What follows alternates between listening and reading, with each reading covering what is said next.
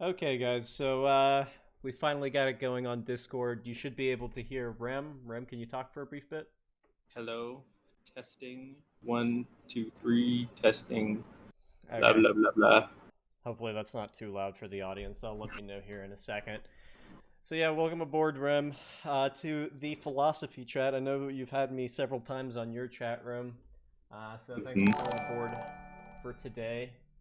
Thank you for the follow, by the way, Squire off and me. So the audience kind of wanted to talk about, I guess, the mind-body problem briefly, and then we sort of, I guess, can move organically wherever we want after that. Right. Um, so yeah, let's just start a conversation. On the mind-body problem. What your positions there are? I know they're soft positions, so you know Yeah. you're not um, you're not asked to robustly defend a position that you're going to then later on substantiate or anything like that. So Right. what's the deal on that with you? Well, I mean, I originally used to be probably a functionalist, um, but I've become more inclined towards a form of dualism and probably substance dualism, because I think most forms of property dualism end up collapsing into a form of substance dualism. Um, largely, largely because I think that there's a lot of negative connotations that are attached to dualism that I don't think are really warranted.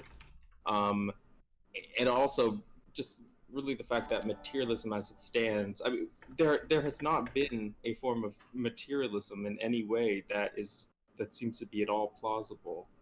um, and so you're sort of just left with a necessity in some sense to adopt a form of dualism of some sort. That's sort of been my train of thinking as I've done more reading on the subject, at least. Okay, we can I guess begin with. Did you have anything else that you wanted to say before we begin there? No, no, it's probably. Okay, cool. Um, so I'm guessing you didn't have because let me ask you this question, I guess, to start off of would you believe that there are other non-reductive um, beings within the world, like things that don't seem to be reducible towards their parts in terms of their values and properties? Or do you think that the mind is sort of unique in that sense? Because what I'm about to sort of go at is why a form of dualism instead of, say, an ontological pluralism, or why not a monism of where everything is sort of is that everything sort of has unique and different types of properties, but still has a sort of supervenience on the physical. Well, yeah, I've always been inclined towards non-reduction. About, like, for example, events, I think, are something that are probably non-reducible, in a certain sense of the word, as well as, like, I'm inclined perhaps ordinary objects as well, perhaps could have some sort of non-reducible um, property. I mean, there are a lot of very mysterious things in the world that we don't have adequate materialist explanations of, that don't seem to be able to be, like, for example, uh, the objects of mathematics, right? These are things that aren't reducible in any way towards the material, and yet they still seem to have a role to play in nature itself. If we just look at the structure of nature, mathematics is inherently tied to it, so it must play a role in some form. It can't just be a product of the human mind. Um, so I'm inclined to think, yeah, there are many things that are not reducible in a certain in a way that a lot of reductive materialists would want to say. Hold on just a second. Mhm. Let me pull this up just for the sake of this conversation.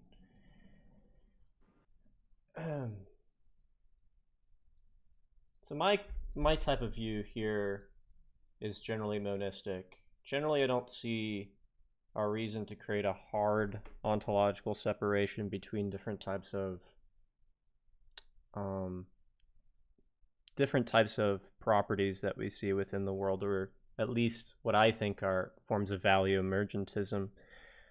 Well, I'll just say I think neutral monism, or a type of idealism that recognizes like a hyper type of ideal, like you know how hyper idealism and hyper materialism often tend to, or hyper empiricism tend to sort of converge upon each other. I'm thinking of like late German idealists like F.H. Bradley, um, where everything is taken to be existing in a certain sense of the world, in a certain sense of the word, and we don't ascribe a certain property to the mental that gives it a different type of substance. So I think, I don't know if we'll necessarily have disagreement on that. I'm a dualist insofar as, if I were to, like, I think if you were, for example, to talk to an average person, like a materialist who studies the philosophy of mind, um, I think for all intent, you would be labeled a dualist in a certain sense of the word, insofar as you don't recognize the reduction of mental states or consciousness to material substance. So that's obviously incorrect on their part, but I feel like that's sort of the box that has been drawn now in contemporary philosophy of mind, where if you're not a materialist, you are necessarily a type of dualist of some form.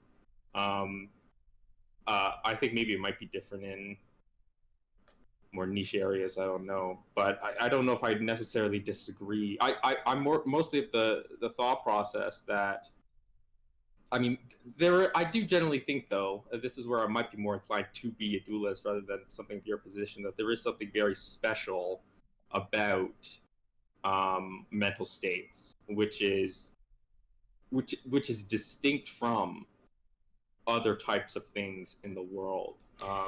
Yeah, so here's what I was gonna say, and sort of my issue with that. Because, and I know this is a sort of overdrawn problem, and people have little clever ways of getting around it, but And generally, I'm not committed to this yeah, yeah, yeah, view yeah, yeah, of yeah. mental. Yeah, I hear you, and that's why we're having a discussion. I'm not trying to, drive you out of it or anything yeah, like yeah, that.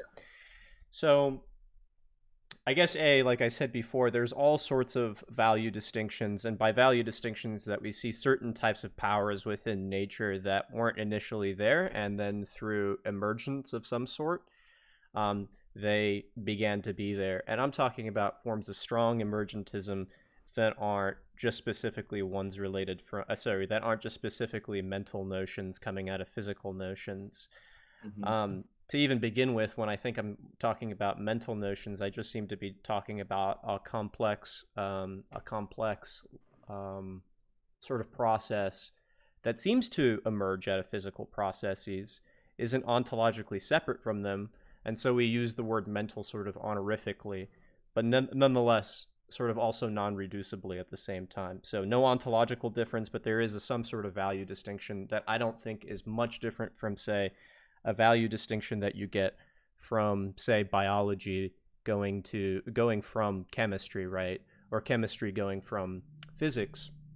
Because as I was here earlier with one of my other friends, John, and some of my previous other streams, I've talked about forms of value emergentism occurring within the natural sciences, even within, say, chemical bonds, right? So when we talk about, say, salt, right? Uh, Salt is a type of value that didn't exist originally in, say, just sodium or chlorine, right? And neither does sodium or chlorine have the sort of properties of saltiness. Instead, they have the property of being really combustive and being really poisonous. And when you kind of combine them together, you get a new type of power, namely saltiness, that sort of overrides and neutralizes the prior two powers. And nothing about the original two powers there would have demonstrated the new power, which is saltiness. And so you have a form of strong emergentism and a form of top-down causation. But that doesn't mean that I think that uh, chemical bonds are sort of non-physical or didn't originate from something that wasn't, well, chemistry itself, right? I think that there needed to be some sort of relation to non-chemical processes for chemical processes to originate, but these new chemical processes are sort of novel. And this gets me on to mind-body issues in the sense that, well, I think that the mind and whatever types of structures that it has, namely inferential ones, and we can name all other kinds of weird things about the mind, also have unique properties that only occur through a sort of dynamic repertoire of biological processes being put together. But these dynamic processes aren't ontologically different from the prior ones. They're just sort of a new form of power that generally works top down. So I have a lot of sympathy with emergentism in general, but I mean there are many issues with it that I don't know um, how, like, for one thing, there isn't. I mean, one of the biggest issues that I think everyone is familiar with is that there doesn't seem to be there doesn't seem to be an understanding as to we don't have any sort of deep insight into the way in which mind is produced through the material constituents of the body and the brain, right? There's no explanatory power that emergentism has to explain the type of emergent phenomena that we observe. And I mean, I think that that's a really big issue with it. But even worse, I think, is that it seems emergent phenomena and emergent properties that we want to describe of certain things are in a sense theory dependent. They are dependent on scientific theories that we currently have, and as our scientific knowledge develops, or if we take even a pessimistic view about the development of science, something like the pessimistic meta-induction, it leads to a type of conclusion that uh, as we advance in our theoretical understanding of science, what we want to today consider to be emergent properties or phenomena are actually going to change as our view of science and the constituents of the world changes as well. And that seems to be a very undesirable conclusion to take or to make. Well, it seems like pessimistic induction, if I understand you correctly. Um, Actually, can you define that real quick? What you mean by pessimistic induction? Well, it's basically the Just argument getting that just getting generalizations from the type of epistemic um, no, norms that we have. no, it's a thesis about the history of science and the way that science has progressed. Especially if we look at the history of all of scientific thought, um, every single theory that we have ever had turns out to be false and overturned by some new theory. So the argument goes, by inference of the best explanation, our current theories of the mind and of the world are going to be proven false sometime in the future, and we have no reason to possibly think that our current scientific paradigm is ultimately going to be the correct one, at least not any more so than, for example, the Newtonian or the atomist thought in a century and a half ago. Well, that seems to be a sort of problem overall within any sort of scientific explanation. I mean, it sort of presupposes that there isn't a sort of general approximation of how the world is, so some sort of instrumentalist view of science. But yeah, that seems to be a Well, sort of skeptical issue about all of sciences. So I could no, be I in know for. it is. It's a general science. It's a hypothesis about the entirety of science, not just one strand of science. But we do have, for example, the types of examples that I offered earlier were forms of radical kind emergence. So the new values that we assign to the powers, say in chemical bonding, aren't Right. Well, chemical bonding is dependent upon a current scientific theory that might in itself be overturned in the next correct. 50 Yeah, but years or that's so. but based upon that theory alone, right? Um, well, I'm not Right. even sure if it is a. First of all, I'm not even sure if it is a complete scientific theory in the way that you might be thinking of it. And secondly, we do have at least reason to believe that radical kind emergentism seems to be occurring within chemical bonds, but we don't seem to postulate there a difference in ontology, right? We just postulate a difference in properties. We still see, because we have top-down causation and sometimes bottom-up causation, an interaction among these things as if they operate under the same under the same being. Well, I mean, if you look at the history of like British emergentism, what were considered emergent properties at the time had to be radically changed as soon as a new understanding of the chemical world was founded. Um, it's never been a constant. Um, it hasn't been an accumulative process. We've had to, in a sense, completely ditch. And I mean, in the sense, we sort of still rely upon a form of reductionism because it's not really the chemical bonds, right? We have to understand chemical bonds are again dependent upon further, deeper scientific theories regarding the nature of atoms and the way that they interact with one another. And this, of course, devolves into an understanding of their constituent parts, which relies upon a theory of quantum mechanics, and then a theory of general relativity and quantum field theory, and Mm-hmm. you know. Yeah, I'm not really sure whether you need all of that in order to make some sort of basic observations with just chlorine and sodium, right? Well, but chlorine and sodium, these are uh, the way that we define these terms are going to be dependent upon the science, like the way that those were defined even 100 years ago, or 150 years ago, differ. I mean, as it stands right now, a lot Maybe. of the stuff done in modern chemistry is for um, short form for deeper underlying physical theories. Uh, I even like if you look at biology, there's a lot of philosophers of biology now who don't think that we can reduce biological phenomena to anything deeper, and that there Right. has to be a type of non-reduction within biology. Right. Um, Well, that's what I'm sort of proposing here.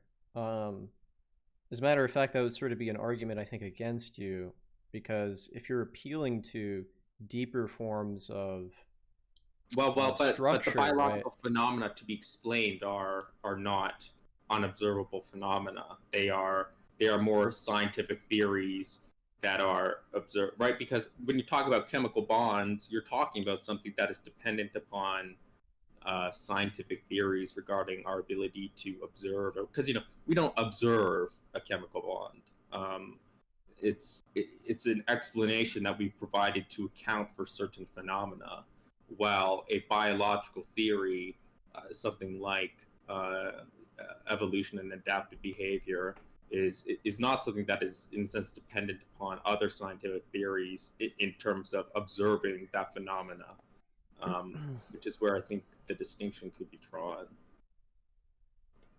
Well, I'm still a little bit suspicious, I guess, because there's a level of scientific description there that I'm sure might be historically amendable, and I'm not even sure if being amendable necessarily means that it's always going to be radically of a different kind from how we used to understand it. I mean, the But only then, thing that's but constant then, is going to be predictions.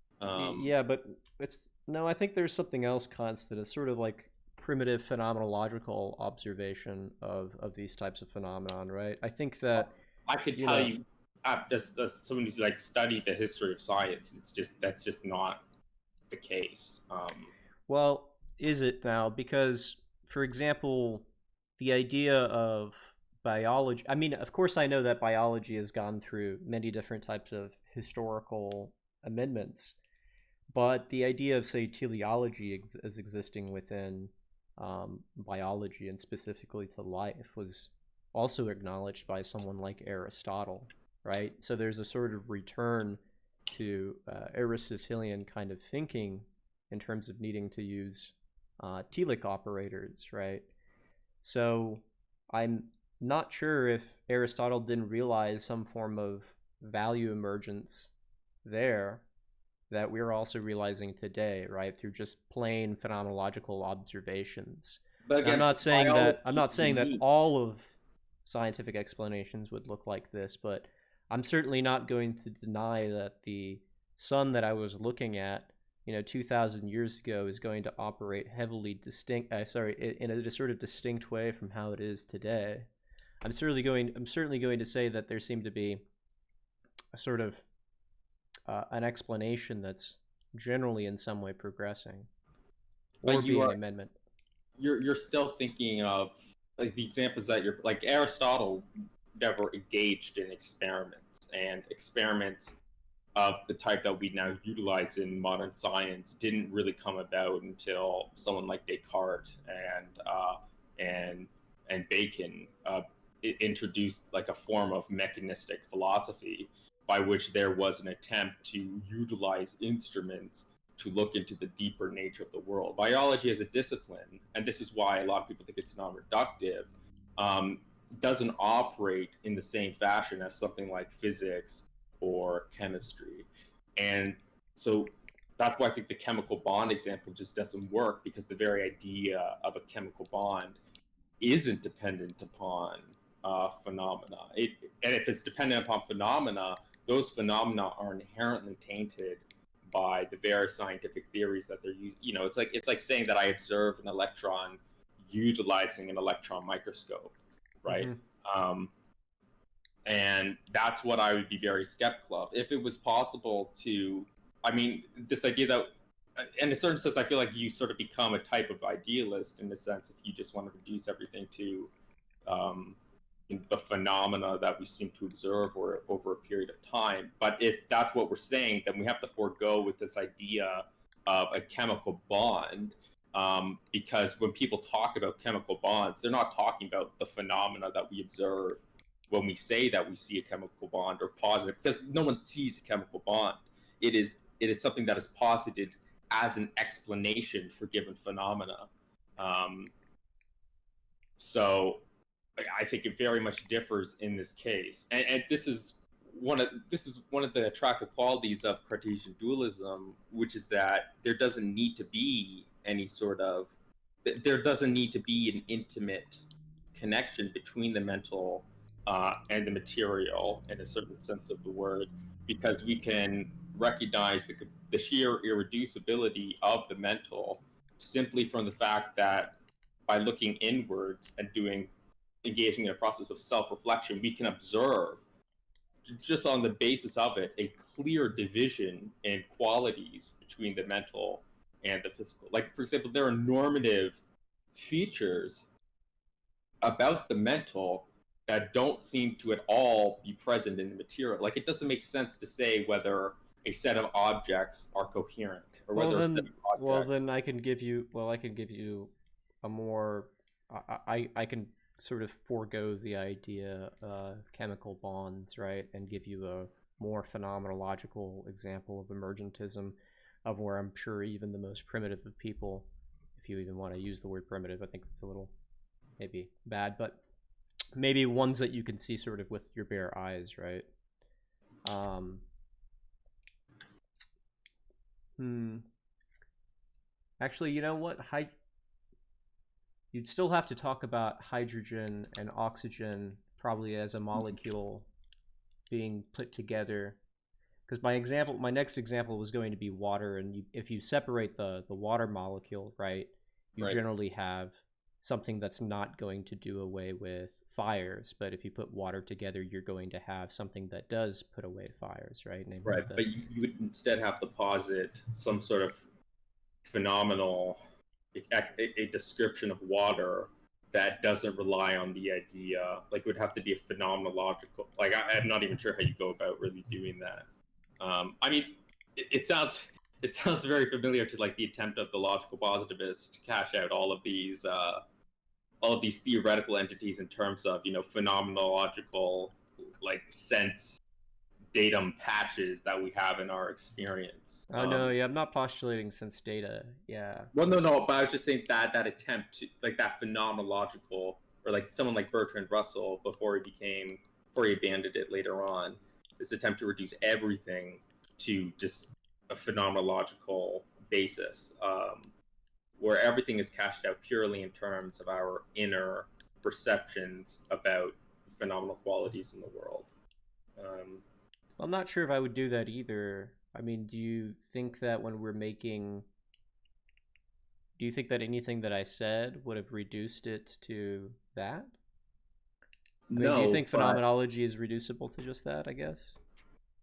no, but I think the attempt to reduce scientific entities and scientific properties is very reminiscent of that attempt. I mean, that was really the goal, right? To secure scientific entities and theories on a secure foundation that isn't questionable because it's just uh, from the human subjective standpoint, it's a necessity by way of sense experience. Um, so I'm not talking about a grand project of reducing everything to that, but the specific desire to reduce scientific explanation in terms of phenomenological explanation. That's what I'm seeing the parallel in. Okay, so I think I can probably agree with some of what you're saying, but then I'll just go back a little bit to what we were initially talking about. Let's say that I am okay with everything about the scientific explanations changing.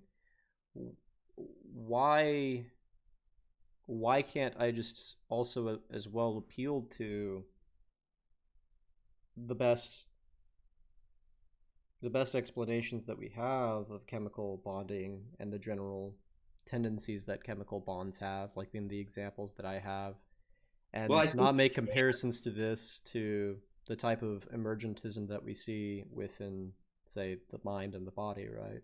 I would I say mean that these are both radical kind of emergence, but I wouldn't say that they have an ontological difference. I think you can. I just think that that results in your theory of mind itself also being instrumentalist, which I'm not actually opposed to, but it means that you're no longer positing emergence as an actual necessary feature of the world that we know for certain, but rather as simply what is instrumental for us to posit under the given circumstances. And then it seems we get into a question of, well, what is more instrumental, a dualistic theory of mind or a an emergentist theory of mind? And ultimately, I think that that is probably the right conversation to be having. Yeah, Um, yeah. but I don't know if you would. That's like radical pragmatist position towards philosophy, and it feels like to me that you're more inclined towards a we want to discover what is actually the case through an inquiry to the actual nature of the world, independent of our our desire to reach certain pragmatic ends. But I'm not Well, sure. Maybe. well, yeah. I'm not sure if the ontological structure of the world has much to do with what our pragmatic desires and ends are. I would surely reject pragmatism in that sense. I mean, would you at least say that the content of our experience is something already of the external world?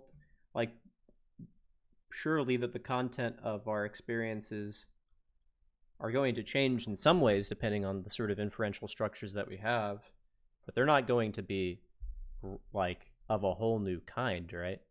Say from people who were existing in ancient Greece.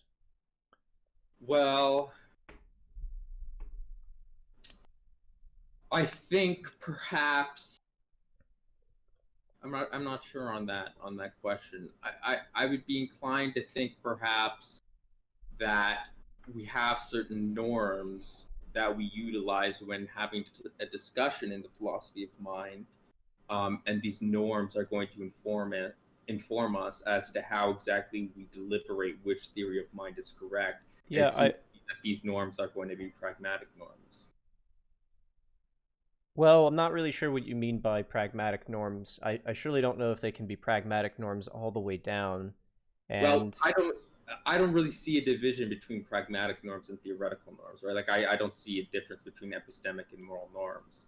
So yeah, neither do I, but yeah, yeah, like neither I'm not neither talking about like when I say pragmatic, I don't mean that it's at the whim of the individual. but Um, I I understand, but there are going to be some you're going to admit that there are going to be some norms that are necessary norms, right? Right, yes, So, exactly. yeah. That's what I was going to say. There are necessary norms or necessary reasons that every individual has that will in turn. But I think my point would be that there is no norm that necessarily exists Okay. that is over and above all other norms that says the way in which we conduct these types of discussions are such that they are they override um, how do I say it? Like they override instrumental ends that we may have, right? So this desire to achieve or to go about understanding philosophy as a complete investigation into the nature of the world.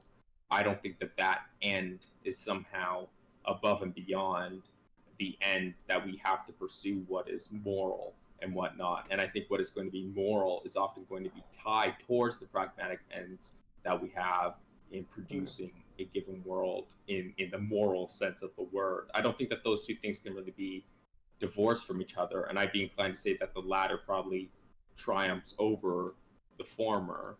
Um, but that's an extremely complicated question and probably quite off topic for this conversation. I'm not so sure if it is. So let's try to bring this Well, back to the it isn't, but it's also very yeah. complicated. So let's try to bring this uh, conversation to the audience now. Not by answering questions, but by sort of like going over what we went over just in the last 15 to 20 minutes. Yeah. Um, so just to break this down, we're having a disagreement about the mind-body problem. You hold not a strong version of it. You don't make a strong commitment, but you make sort of a weak commitment to some form of substance dualism.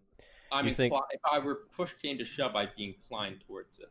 okay, and the reasoning for why you take this stance is because of some form of radical emergentism that one gets through just introspecting upon their mind, and the types of properties that are exhibited there seem to be of a radically different kind than the one that is known within your body or within any sort of physical thing.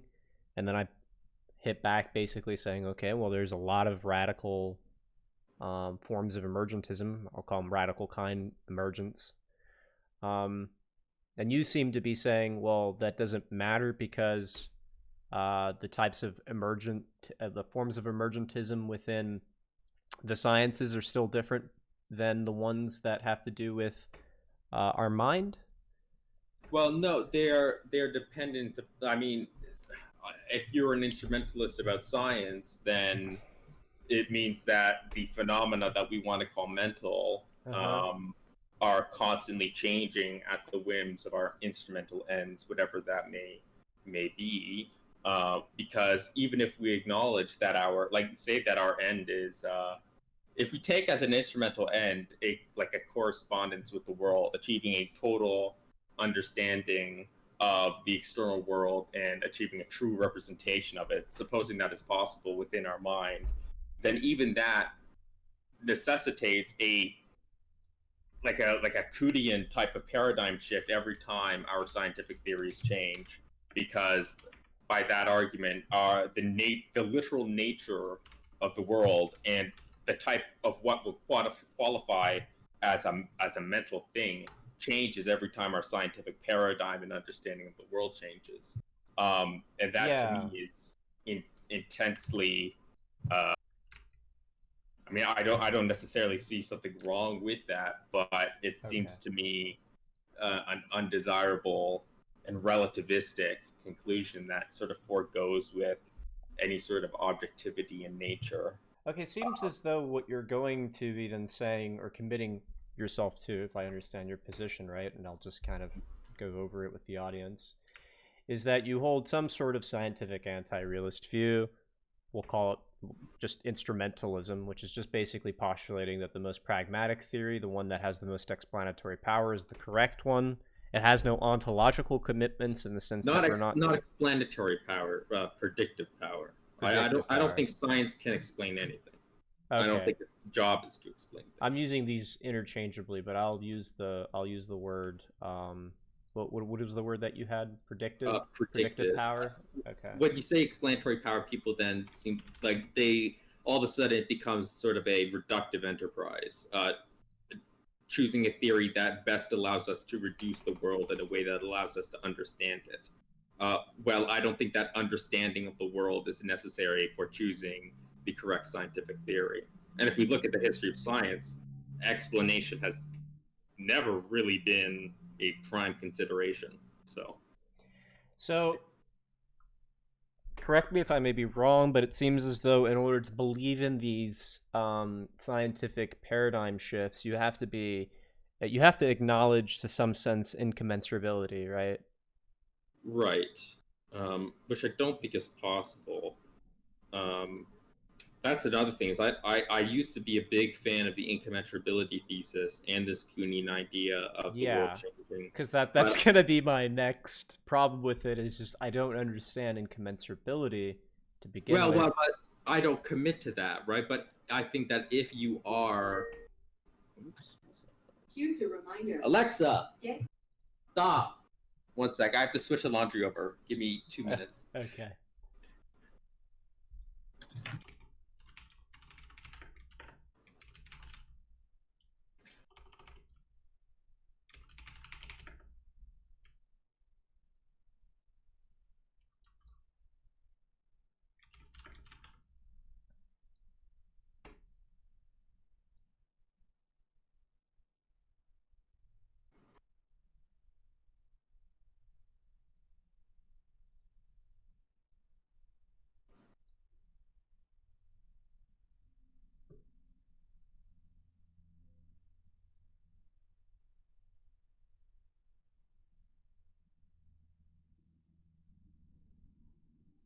So I think this is going to be, while he's gone, just for a moment, I think this is going to be the next issue that we might have to talk is the idea of incommensurability within Kuhn.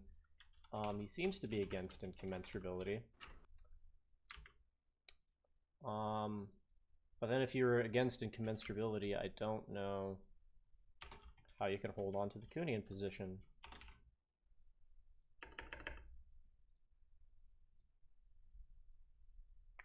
And just so, for the people that aren't familiar with what Kuhnian I can't even pronounce it, incommensurability is, it's just the idea that there are certain types of things within our scientific paradigms that are incommensurable with each other depending on which paradigm that we're at. So a difference between, say, the Newtonian physics and general relativity might have some incommensurabilities in how we measure what was it things within a certain speed and distance, right? Or I forgot some of the more definitional incommensurabilities that Kuhn had to offer a while back ago because it's been a long time since I read them. But there's several ones that, if you look it up, it wouldn't take you too long to figure out.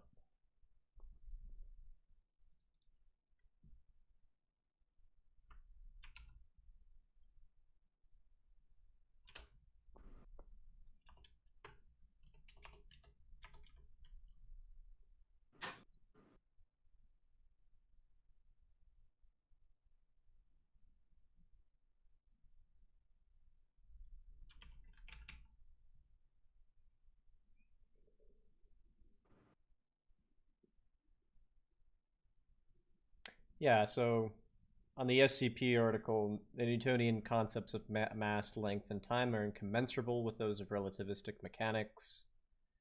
Um, so this is a thing within the philosophy of science.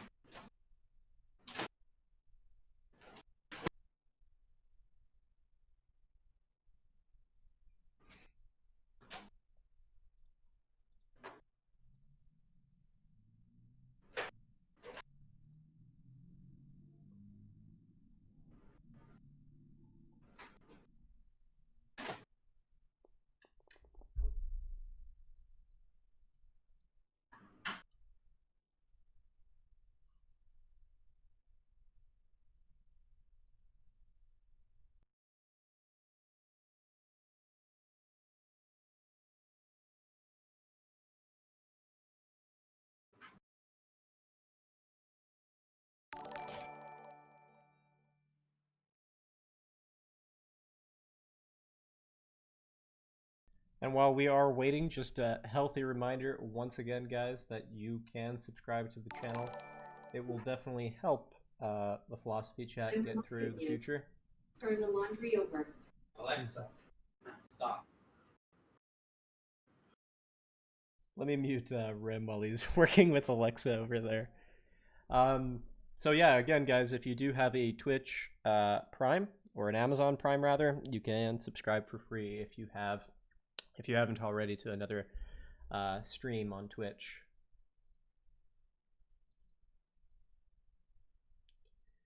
Now, sometime within the future, I'll probably plan on making YouTube videos. Wanted to sort of replicate something that's going on in the more popular philosophy streams. Maybe even disagree with some of the more popular philosophy streams.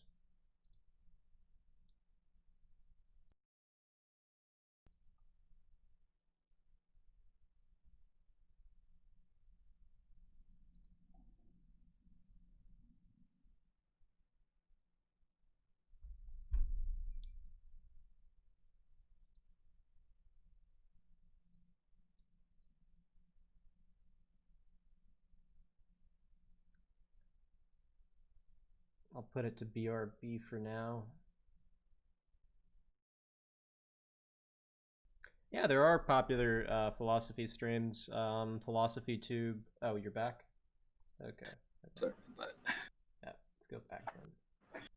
But there are popular philosophy streams like Philosophy Tube, Cuck Philosophy, the two biggest ones, right? So yeah.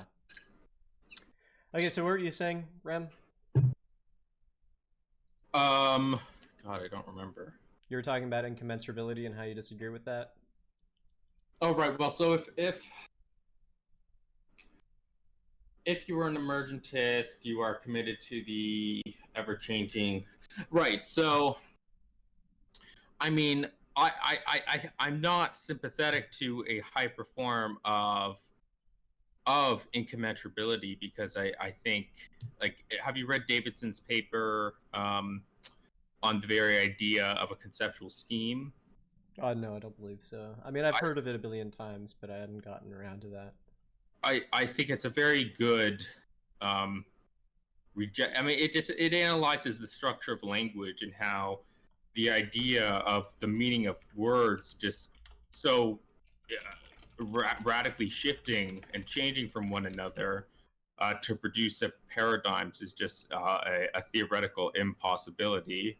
But I mean, I still don't even think that rejection is enough to result in, because the emergentist still needs to provide an explanation of emergent phenomena in terms of what obviously it's emerging from, and if what it is emerging from changes depending on the theory. This is to say that it's theory laden.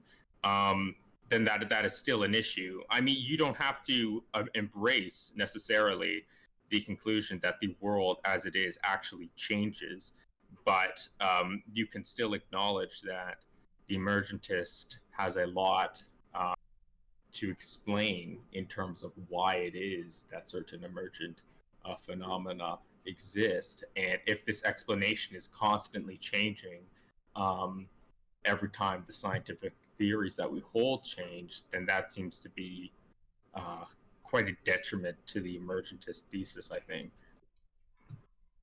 So Well, I don't it's a detriment to the emergentist thesis, as any sort of theory in philosophy is detrimental to skeptical attacks or historical revisionism, other than ones that seem to deal with, things that hold necessarily, right? So if you have like some sort of necessary notions, then yeah, I mean, obviously those aren't going to be susceptible to historical change. But I don't see the sort of attack there just because even if I was to commit myself to a form of scientific anti-realism, it doesn't seem like I'd have to fall back on the idea that these aren't really distinct.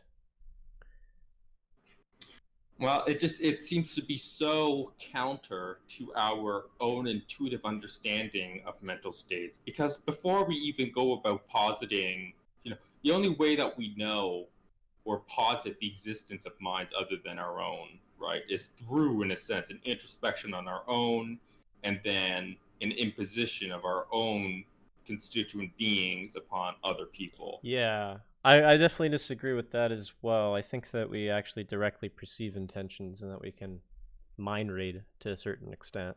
I know that sounds really silly, but I mean, we know, right?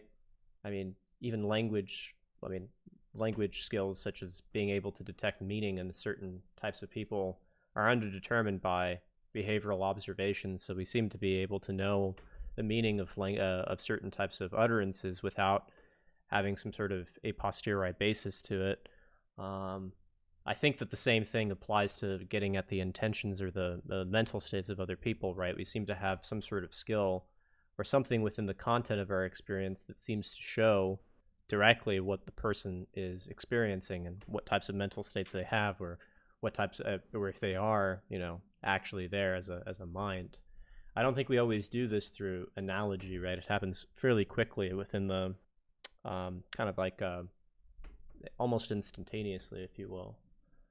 I think that any sort of empirical observations always underdetermine the facts of whether or not we understand that a person's there or understand what they're saying, right? So it can't just be by analogy or by empirical basis alone.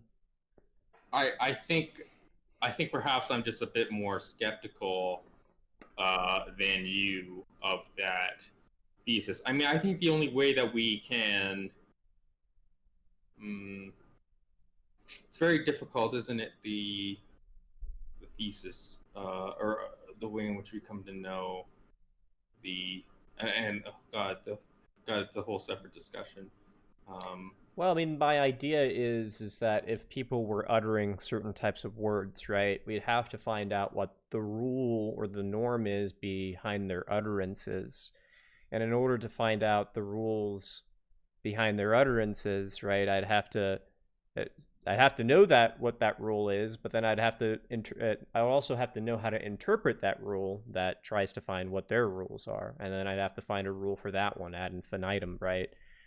There doesn't seem to be this sort of discursivity of where I find out through some sort of interpretation.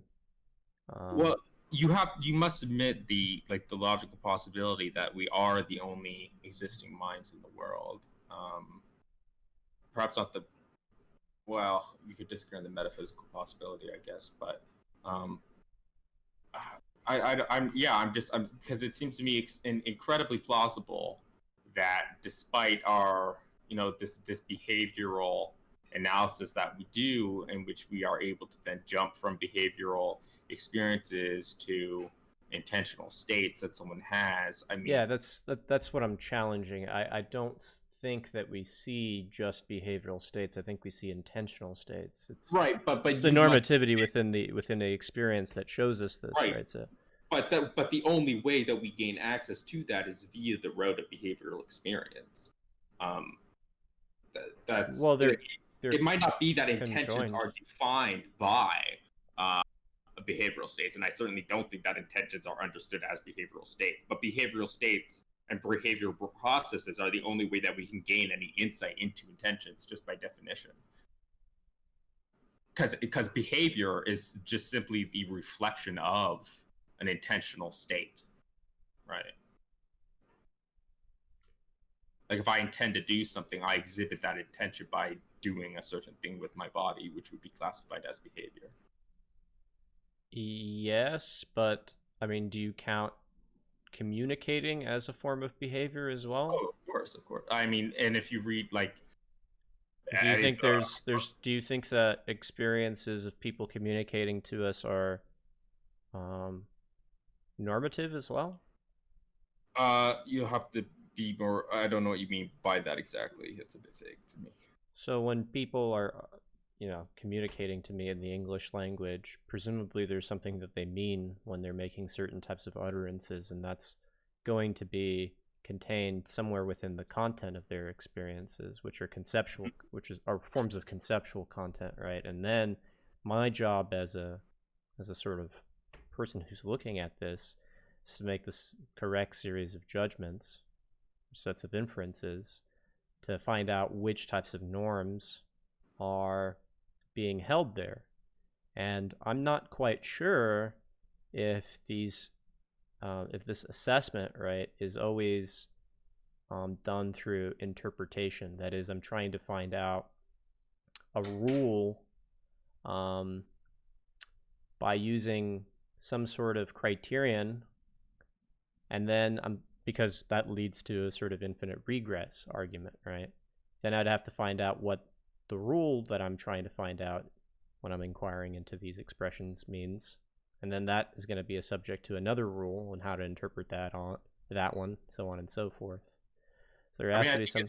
You could just argue that we are imposing our own rule set upon a group of individuals, and that it's not abiding by that rule set. Yeah, but that doesn't work either because of the private language argument. Because we could have only constituted a language intersubjectively through a dynamic set of speakers, right?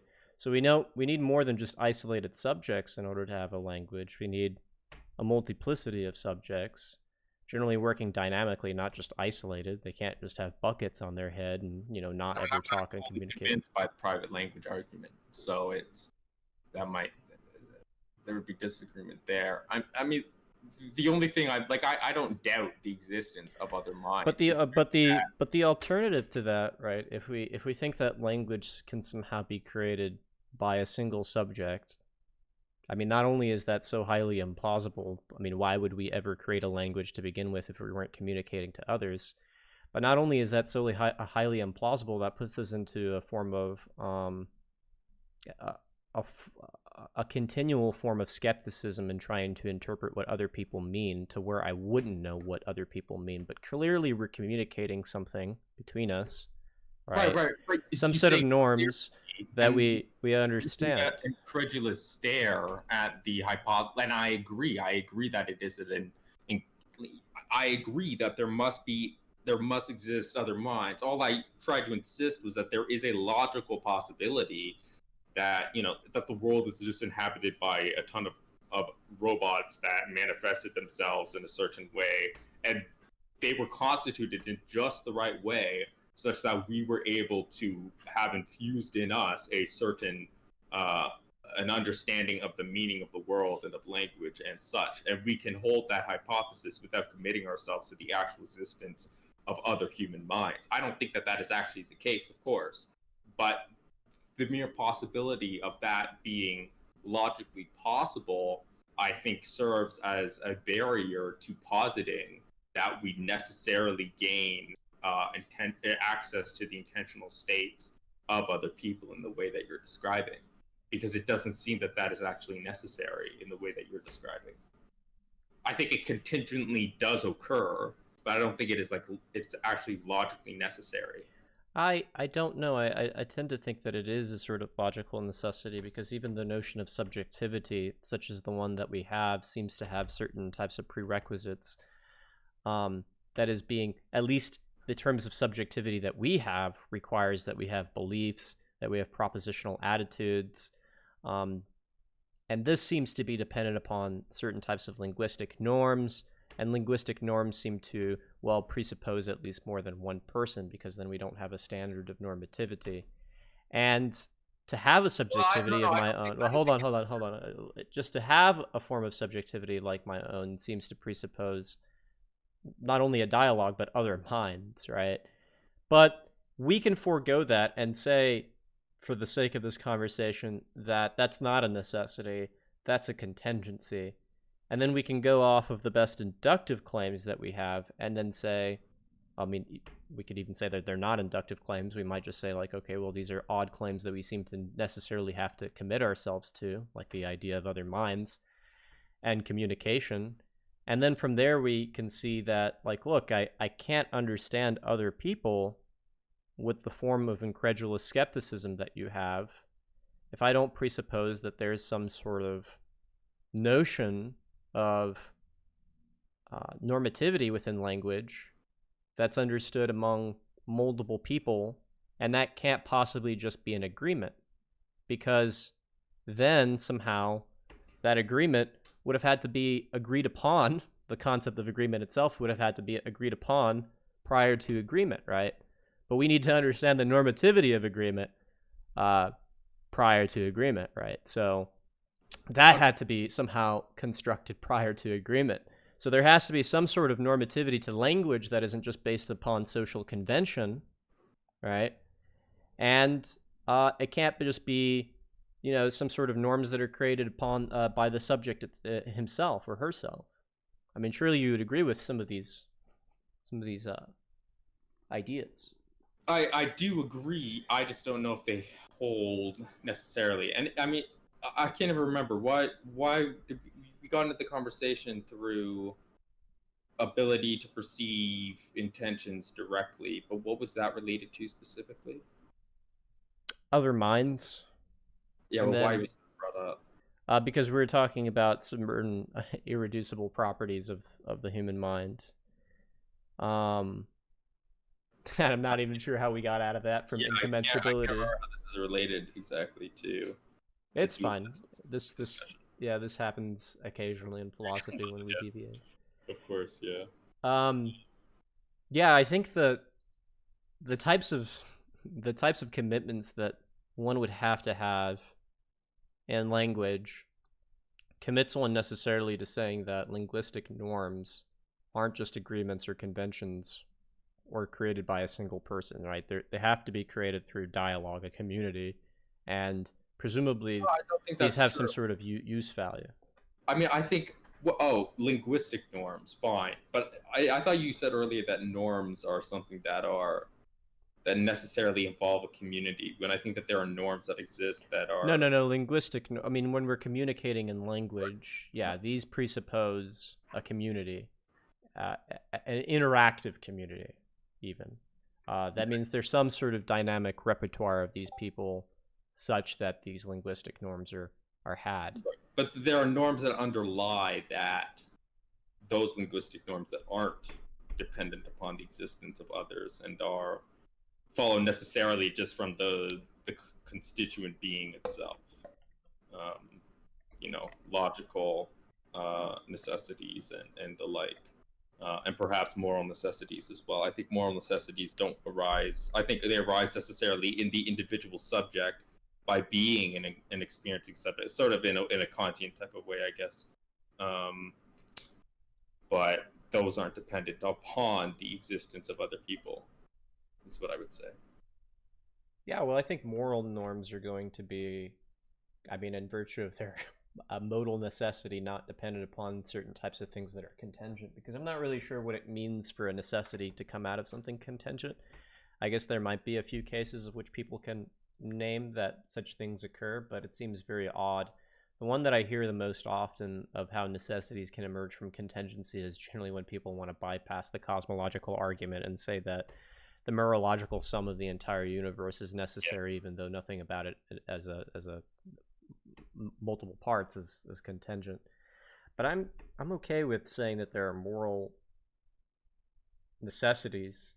Although I think this puts you into some trouble, because if you want to say that everything is just the sort of institutional or conventional norm, then I'm not sure how you can have categorical norms within your Oh no, system. I don't think that at all. I don't think everything is a So how can you be a pragmatist then? well, pragmatism. I mean, if you look at any of the pragmatists, they all hold certain categorical norms that everything needs to tend to. I mean, I'm not an instrumentalist about normativity. I'm an instrumentalist about science, which simply says that science needs to tend towards pragmatic and moral ends. But that I Mm-hmm. think is just a recognition that there is like a rejection of the fact value dichotomy. Um, and simply a recognition that when the scientist engages in their day-to-day work and experiments, and when they're positing new theoretical entities to posit certain phenomena that they've observed, this is not a project of them trying to gain insight into the actual nature of the world, but it's actually simply them or ultimately what they ought to be doing is tending towards the ends that they actually hold. And I don't think that there's an end that is actually necessary such that we need to match our scientific theories to the actual reality of the world. um, that is what I mean by instrumentalism. But those ends that the scientists ought to be driving towards in the conduct of science itself, in the scientific enterprise, are still categorical ends that we hold. It just happens that the ends that scientists currently operate within, or at least the vast majority, are not actual categorical ends that we as human beings have.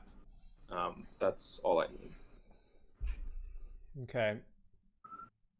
So I'm going to try to reiterate some of what you said. Mm-hmm. So you do think that there are certain types of categorical norms within Oh, by necessity, yeah. within the sciences, and presumably you think that there are certain types of categorical norms within morality.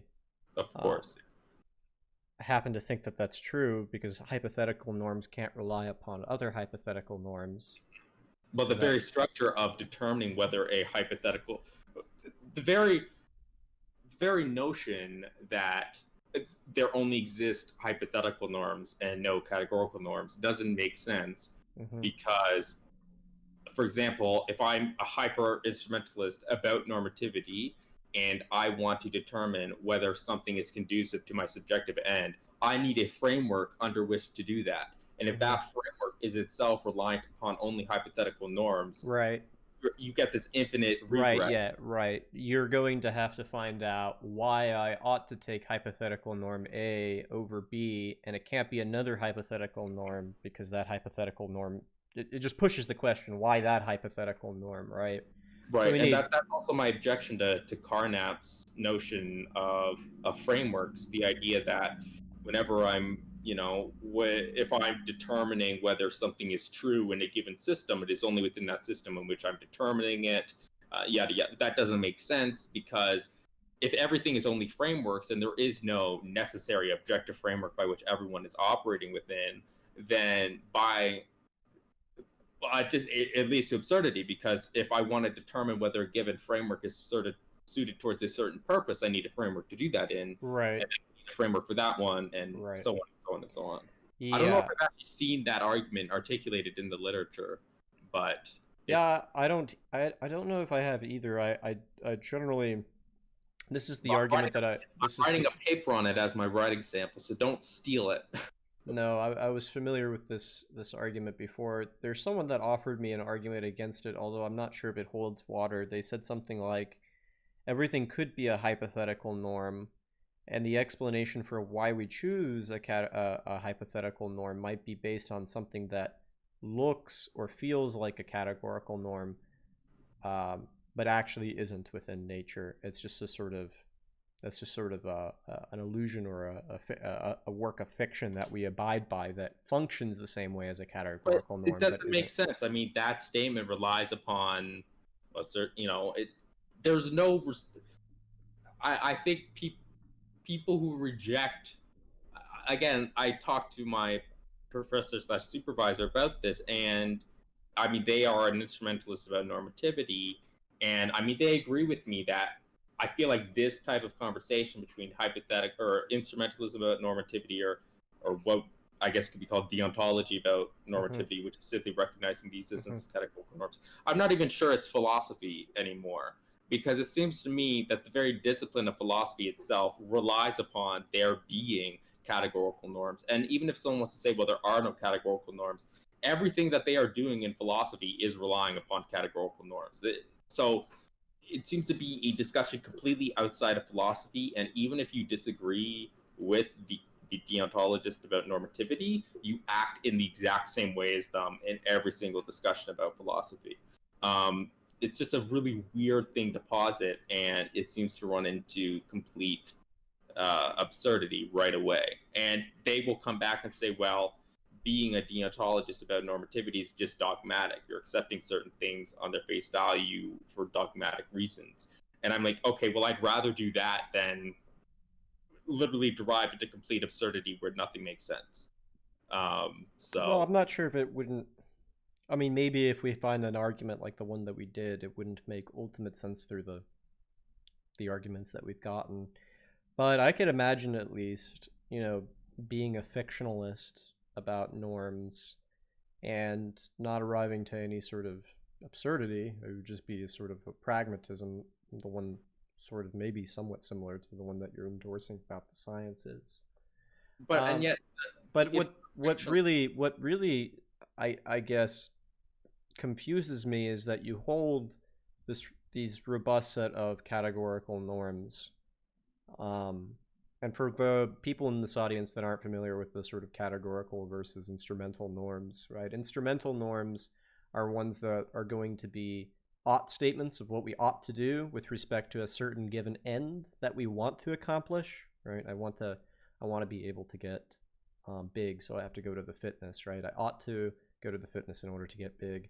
Instead of categorical norms, which the ends and the means are the same, so I'm doing the good not for the sake of something else, for the sake of pleasure or another type of activity, but because it's good in itself.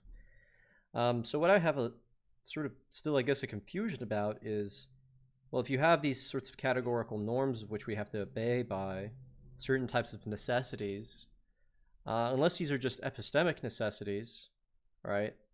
And there are no actual ontological commitments or ontological forms of norms that we have to be in accordance with in the world, then I could see in the former picture why you'd be a pragmatist, right? They're just epistemic norms. You'd right, have some sort of coherentist thesis, but if yes, you hold on to these categorical norms, or at least some forms of norms within the world that we have to operate in accordance with, that means our judgments or inferences are, in a sense, approximating reality further and further. We're getting closer to those norms. Errors or paradigmatic differences are going to be used not just as something that we suspend, but we preserve in order to use later if it seems fit, or not ever use later, but still preserve within our sets of inferences. So in a sense, we are progressing from what we don't know or from our error, and then we're able to either bring that back into discourse with a more thorough set of inferences, or we use them as a form of error to know what we shouldn't do in the future, and then still we progress here. So I guess two questions that I have for you is how do you reconcile pragmatism and categorical norms and this sort of being in accordance with normativity within the world as a pragmatist? And secondly, well, how about we go for that question first?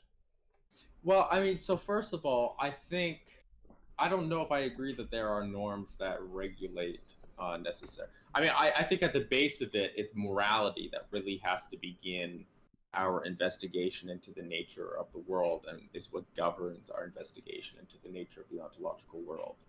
And in So that, I'm very sympathetic to okay. uh, Trendelenburg, who was a late German idealist, So who so thought, you're just then you're not committed to a form of realism about the world except only moral properties. You think that moral properties have some sort of something exceptional to them, right? A form of like moral exceptionalism. right, and that ultimately, if we want to, this is why I say that.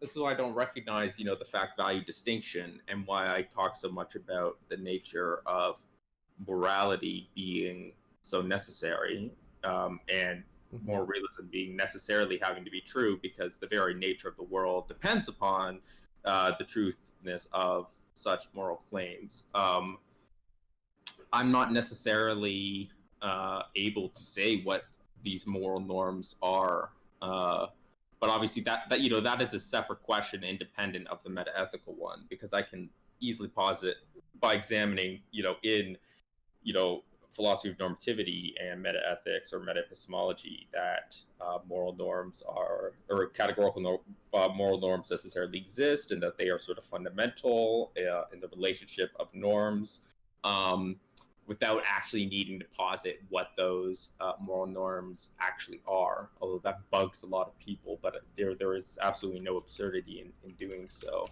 especially when it follows, I think, simply from like reductio ad absurdum, because um, that there really is no way for there to be an alternative to that. So I guess the next step in that project would be determining exactly what those norms are. And I mean, I guess for that project, you'd read someone like um, Thomas Scanlon, or Korsgaard, or Parfit, or someone like that. but I think at the root of it, I don't I fail to understand how there can be, because there are so many necessary ways in which we can interpret the world. And I mean, again, if I'm also very privy to Well, linguistic priority thesis by which ontology is understood through language. I think that there's a lot of ways to understand the world, sure, but there does seem to be a way of where the world, I mean, even for the pragmatist, rationally constrains us, right? And this form of rational constraint means, to me at least, um, a form of normativity that's exhibited within the physical structure of the world itself, if we want to call it physical structure. I will say that I think we are necessarily, but I think what becomes, in a sense, relative to normativity, Mm-hmm. um, and more towards language, is the way in which we slice up the world, and Mm. structure the world. That is an inherently normative, um, thing that we necessarily have to do. But beyond that, I don't think there's anything, that we have to necessarily do beyond that. All that is really necessary that follows from normativity is the structuring of the world, because that is what language allows us to do. It doesn't allow us to pick out, really, object and describe their content, right? That's not what the normativity of language allows for. Normativity of language simply allows for a structuring of certain segments of the world into a certain type of semantic category. So, I, you know, I tend to it tends to be very internalist to me, right? You're oh, of you're course, as if you're basically saying that the mind has some sort of of course, yes, priority in how it gets to shape and cut off the world. right. Yeah, so here I would say something like, it seems as though there are certainly ways of where I could cut up the world. I could talk about, say, the ring of Saturn or half the ring of Saturn, and I can cut it up in that way. I can talk about No, no, maybe. that's not what I mean, though. I mean in terms of, and I mean, I don't think that there's any way to really uh, argue. I mean, Frank Ramsey has an amazing paper on this, on universal. The reality is that as it stands right now in the English language, for example, we divide things into singular terms which correspond to objects in the world, predicates or functions which correspond to predicates, and then functions of functions and different relations between these things.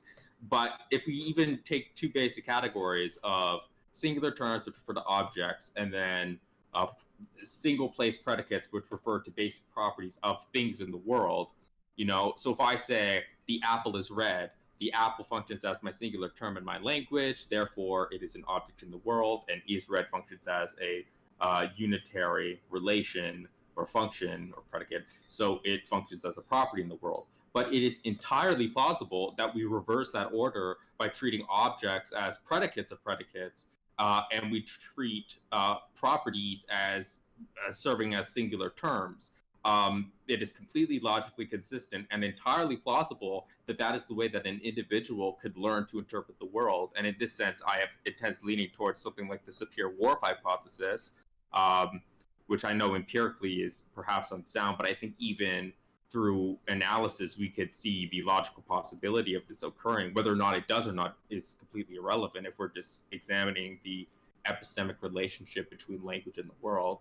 I Um, I'm still at loss exactly what you mean by predication of predication. So what is that? What does this all entail? I'm not quite following. So if I use, so as it stands in our language right now, right? Mm-hmm. We, in our grammar and the way that we understand well-formed sentences that have meaning and make sense, we understand it through an analysis of different semantic categories. So, for example, when I see the sky, or that's not a good example because that's an infinite, not well, it could be an infinite substance. A better example would be, let me think here, something like, um, perhaps. I mean, the apple works fine. So if I say, for example, that the apple is red, Mm-hmm. Um, Then that this being a predication, yeah.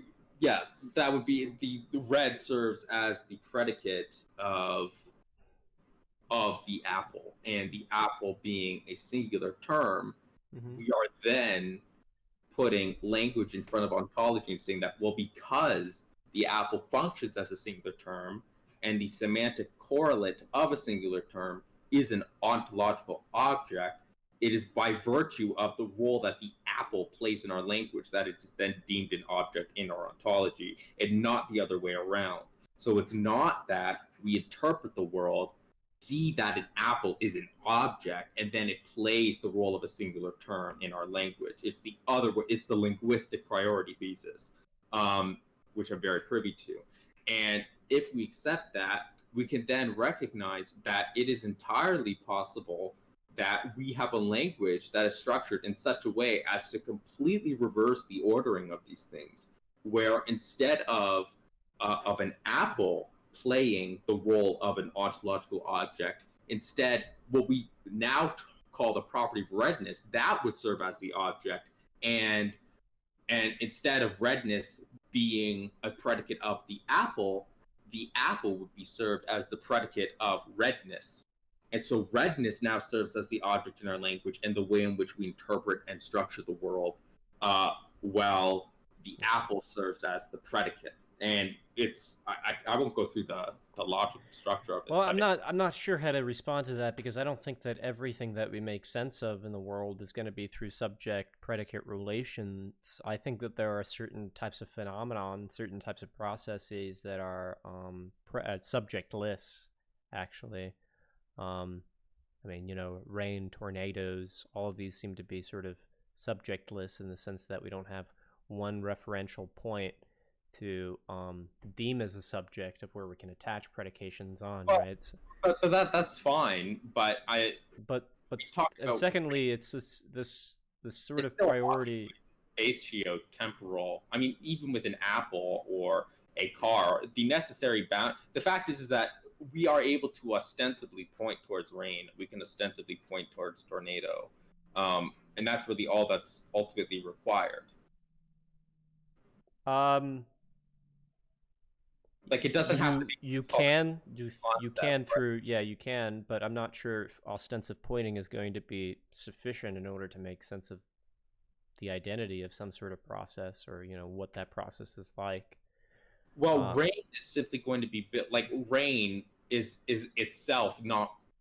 When we think about rain, it's a very vague concept, and so we would ask uh-huh. for further analysis of that. Are we referring to a rain cloud? Are we referring to Right, an? we wouldn't be referring to any of those things, right, in particular, because raindrops, rain clouds, clouds, certain types of relations and distances between raindrops are all going to be insufficient, right? We're going to have to describe a process which is going to be extended within time. It's going to be a repertoire of different types of things working dynamically and in a various way of which nobody can necessarily pinpoint to any particular sets of things of what um, rain is, right? Because it's not a thing. It just doesn't work as a discrete entity like that. We would have to formulate this as a sort of continuous process, a continuous entity. I mean, that's fine, but that's still that's still consistent with. I mean, we can still ascribe properties and predicates of rain with Mm-hmm. rain functioning as a singular term. There's no boundary to that. I can say rain is wet, and rain functions as a singular term. Well, it's not possible that rain can ever serve as a predicate in the English language. We don't say that uh, grass is rain, right? It's just not how English functions. But it is possible that we could ascribe uh, rain to, like, we could say wetness is rain, if that's the way that the structure has been determined within within this weird reversed language. I should send you that Ramsey paper. It's very interesting. Um, But I have no problem also. I guess in most contexts, I have no problem reversing the role of predication as being what the subject is instead of the predication as latching on to what the subject is. If I'm understanding you correctly, you can sort of understand things in terms of their predications instead of their in terms of their, I guess, proper name or their subject matter. Well, it necessarily entails that the way in which we understand the world metaphysically, because the way that objects are in the world ontologically has intense ramifications for all. I mean, like for example, if you accept the linguistic priority thesis, I mean, immediately we solve. I wouldn't know, but go Well, ahead. if you were hypothetically to do so, it would solve just an enormous amount of philosophical problems. I mean, it basically completely solves the major problem in the philosophy of mathematics about what a number is. As Frege argues in the Grundlagen, a number is an object because it serves the role of a singular term within our language. There, nothing more. That's all we need to determine for the ontological questions, just by looking at the role that its corresponding expression plays within the language. Mm-hmm. For example, it solves problems in theoretical physics. Boom. Does the object in our theoretical scientific language function as an object? Okay, well, boom. There you go. It's an object. I guess we're scientific realists now. Etc. And same with problems in philosophy of sex and gender.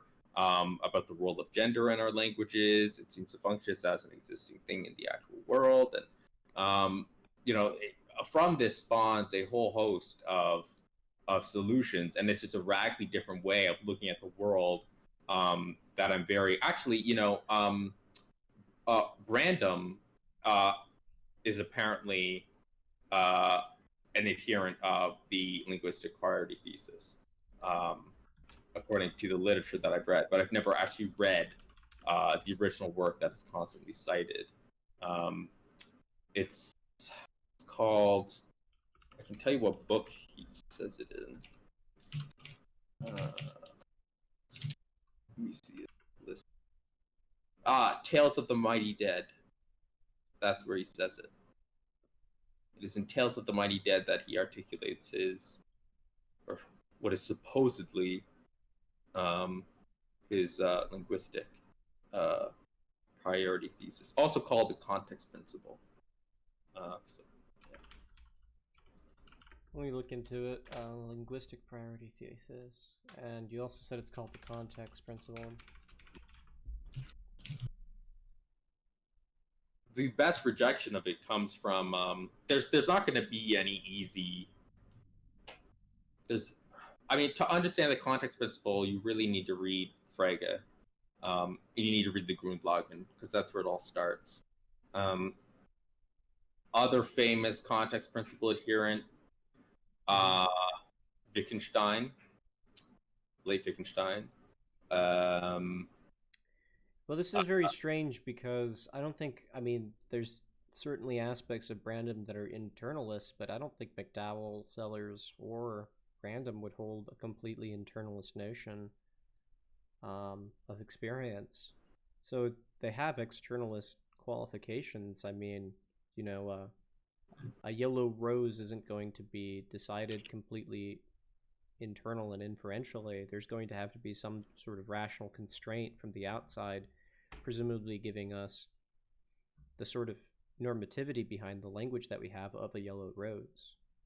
I mean, I can't speak to you on specifically why Brand. All I can tell is that, and it could be that the secondary literature on the subject is wrong about attributing that thesis to Brandom. I'm only saying what I have specifically read on that subject, and from what I have read, they have attributed that specific thesis to Well, find a specific. Is it related to semantic holism? Probably. Yeah, never ask for the meaning of a word in isolation, but only in the context of a proposition, Frege. Mm-hmm. Well, I mean, I hold on to the semantic holistic thesis for the most part. I don't think that it really makes sense to know the meaning of a certain type of thing without the meaning of another thing, because that's how we generally find out what the meanings of a utterance is, or meaning of a word. There does seem to be a sense of where normativity is going to be in relation to other normative things, or a sort of constellation of commitments. But the point is that and I'm sure you know this, is that our beliefs, which are all normative, and the language which we all have, which is normative, all these things aren't just sort of spinning frictionlessly in the void. They're going to have um, some sort of identity theory with how the world is according to the Pittsburgh school, right? They're going to only have the type of normativity that they do because they're going to be in a way sort of referencing or mirroring the actual world. Um, so yeah, I mean, yeah, go ahead. Um, it's more like if we acknowledge necessarily that the that the meaning of individual words comes from the role that they play within the sentences that govern them, then this inherently means that, and if we acknowledge that the meaning of words consists in specifically something to do with reference, as almost everyone agrees, perhaps not wholly in reference, but reference must at least play some sort of part. Yeah, And if the meaning of sentences consists in their truth values, then yeah. it is, and this is a very Davidsonian notion, then it Okay. is by the truth or falsity of these sentences that we understand through reference of objects in the world. And if this is so, then I mean, if we can go like hyper empiricist here, which is where I think I become hyper pragmatist, hyper idealist, like F.H. Bradley. If we take a sort of deflationary or perhaps identity theory of truth, like Frege and Bradley, and perhaps Dummett does, then it entails that the structure of the world is in fact dependent upon the truth values that we observe in the world, and that, or not observe in the world, but observe in our languages through our interactions with other people. And so the only way that we understand the meaning of a word at all would necessarily be through the truth or falsity of a given sentence. And if the truth or falsity of given sentences change depending on the environment with which we grow up, then necessarily so the way in which we structure the metaphysical world is going to differ I as mean, well. I have no doubt that certain types of I mean, the formation of certain types of linguistic norms are going to be dependent upon how we grew up or how cultures have been. As long as we realize that those cultures are going to be then derivative off of how the world is and operating necessarily upon the types of norms that are constitutive of the world. And so there seems to be a sort of causal origin story that we can give there. Well, I mean, I don't, but again, we can easily imagine, like, and this is why I say I don't think that the content of the world is determined by language. Only the way in which we slice it up and structure it. That's what I'm really trying to drive at. Yeah, So but I don't. why do we slice it up in this way as opposed to another way, right? Well, I There's a get. sort of perceptual normativity, right, as well. So I obviously we get can't that slice up a tree relatively as a speaking. whale. So I fundamentally think that there really is no answer to that, and to try to answer that question is sort of to go beyond the bounds of what we are able to do. And this is where I have a lot of sympathy with Davidson and someone like Quine, that to sort of go beyond and ask why it is that language has been formed the way it is, and why I don't think there's any underlying answer to that question. It is just how it is.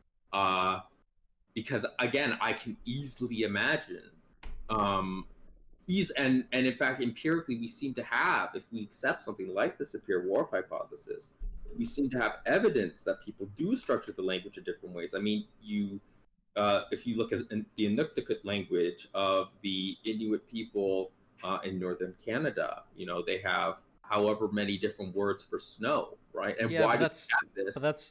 that's one of the most cited phenomenon ever. I mean, that's a very bad basis for the for the Sarah Whorf hypothesis. I mean, you're going to have to give more than that, right? No, no, no. That's No, just no, one group of people that I is. didn't said empirically. I said empirically, the superior war hypothesis obviously has immense difficulties. But I'm more drawing the point that there is no. It seems very clear that we could easily raise an individual with a language that is like the one that Ramsey described, where we completely inverse object and predicate, and there's no, so it all seems to be a very contingent matter as to how we structure the world given the language that we form. Um, and the fact that it does seem to be entirely contingent just seems to lead to the conclusion that there is no real necessary way in which we interpret the world, because it Yeah, can't I'm also, we can yeah, interpret. I'm a little bit also skeptical of this because there's no necessary way. That doesn't mean that there can't be any form of normativity or any form of more correct way, right? So we don't. I mean, for example, within causality, right? We don't have to know how A necessarily caused B in order to make certain types of predictions upon the tendencies or of certain types of powers. I don't understand why we'd have to find necessities within why there's certain types of linguistic norms that appear the way that they do, um, and how they seem to sort of constitute how the world is. Um, well, that's fine, but as soon as you acknowledge that it's not a necessary way in which we interpret the world, you have to acknowledge that. I mean, to say that there's a more correct way, correct why, and I think if you're going to say it's more correct, it can't be in reference to the nature of the world, because that seems to beg the question. It would instead have to be an appeal to some sort of moral norm, right? In which case I would be in agreement. But that Well, no, that just would just be circular. There has to be a. I'm not sure if it's necessarily question begging to say that there aren't certain ways of which the world rationally constraints our well, experiences if or you our linguistic acknowledge norms. that it is contingent, the way in which we interpret the world, and that it's entirely possible that individuals structure the world in completely separate ways, then to say that the world tend towards a certain structure seems to rely upon the superiority of one such structure. And I don't Mm. know how you could justify that by appeal to some sort of ontological norm without begging the question that that certain interpretation is correct in the first place. Yeah, I it think would you be an have to fall ontological back to norm. some sort of moral norm, in No, which it case it, I agree with it you. would be a ontological norm. Yeah. But I could easily have a different ontological norm according to which this contingent this contingent Ramsey language is the better one, because it seems to be a purely empirical phenomena that society, like, if we look at the evolution of language, for example, it seems quite plausible that just given genetic evolution there has tended to be a certain language that is perhaps more more readily able to lend towards the ability for certain groups of people to survive, for example. So it could be an adaptive behavior that has been learned, but that doesn't say I anything about there being an Yeah. I ontological mean, the norm. way that I view evolution is going to be a little bit distinct because I'm going to view evolution as actually being teleological. So there's going to be certain types of things which in biological processes are naturally directed towards certain types of Okay. ends. So that would probably overcome that form of skepticism there if we went through Well, I'm teleological very argument. skeptical about that. I do have to get going because it's 2 minutes to 5, and I have a meeting. Um, Okay. Yeah, but I'd well, we've love been to talking. continue this conversation soon. We can delve into teleology of biology, although that's a subject I don't know a ton about. So you'll have to hold my hand with that, I think. Well, maybe John will help us also with that on Tuesday if he can make it then, next Tuesday at 2 p.m. All right? Yeah, just see me, and hopefully I'll be around. Okay. All right, good We'll combo. talk Nice later. talking to you. Yeah, absolutely, Rem. You have a good night and good luck with all that.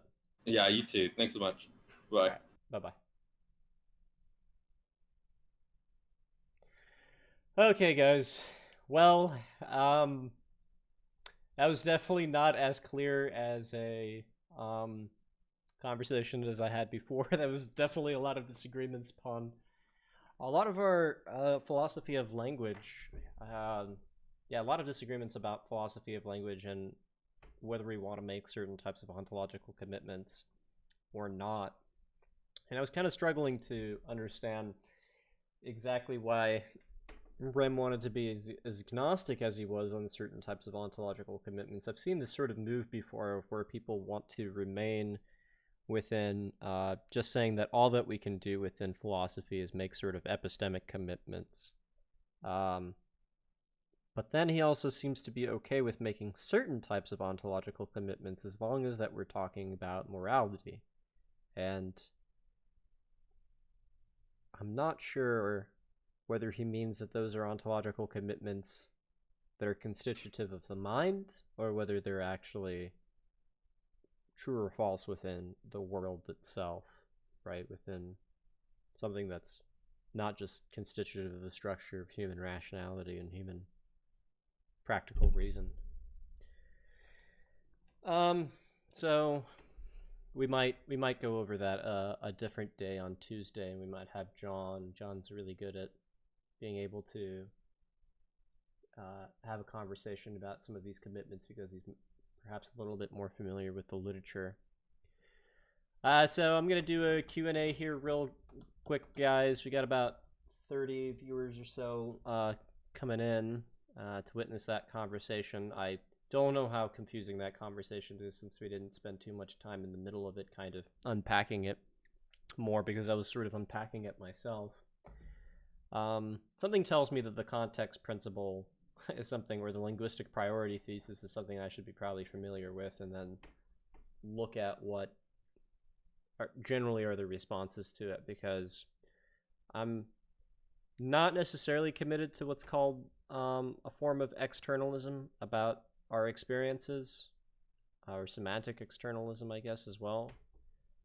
I am committed mostly to those types of things, but I'm not necessarily committed to them as in, I think that there's nothing internalistic or nothing that our mind contributes to language or how the world is, right? So there's a very, as far as philosophy has been going on, there's been a long-held dispute whether our cognitive faculties are contributing towards the sort of way of which our how the world appears to us. I mean, you sort of see this within Hume, within sense data theory, of where we get not how the world actually ontologically is, as the naive realist wants to say. That is, we don't just directly perceive it. We get bundles of sensations, sense data, and then that sense data is sort of manipulated by the use of our cognitive faculties in order to get a certain type of representation of the world. And that representation is going to be of the world, but always sort of sliced up by how our cognition wants to slice it up. It has a sort of active component to it that we're not just merely receptacles, right? We're actively contributing to it. That's a little bit different from Kant in the sense that he's going to deny the role of sense data theory altogether.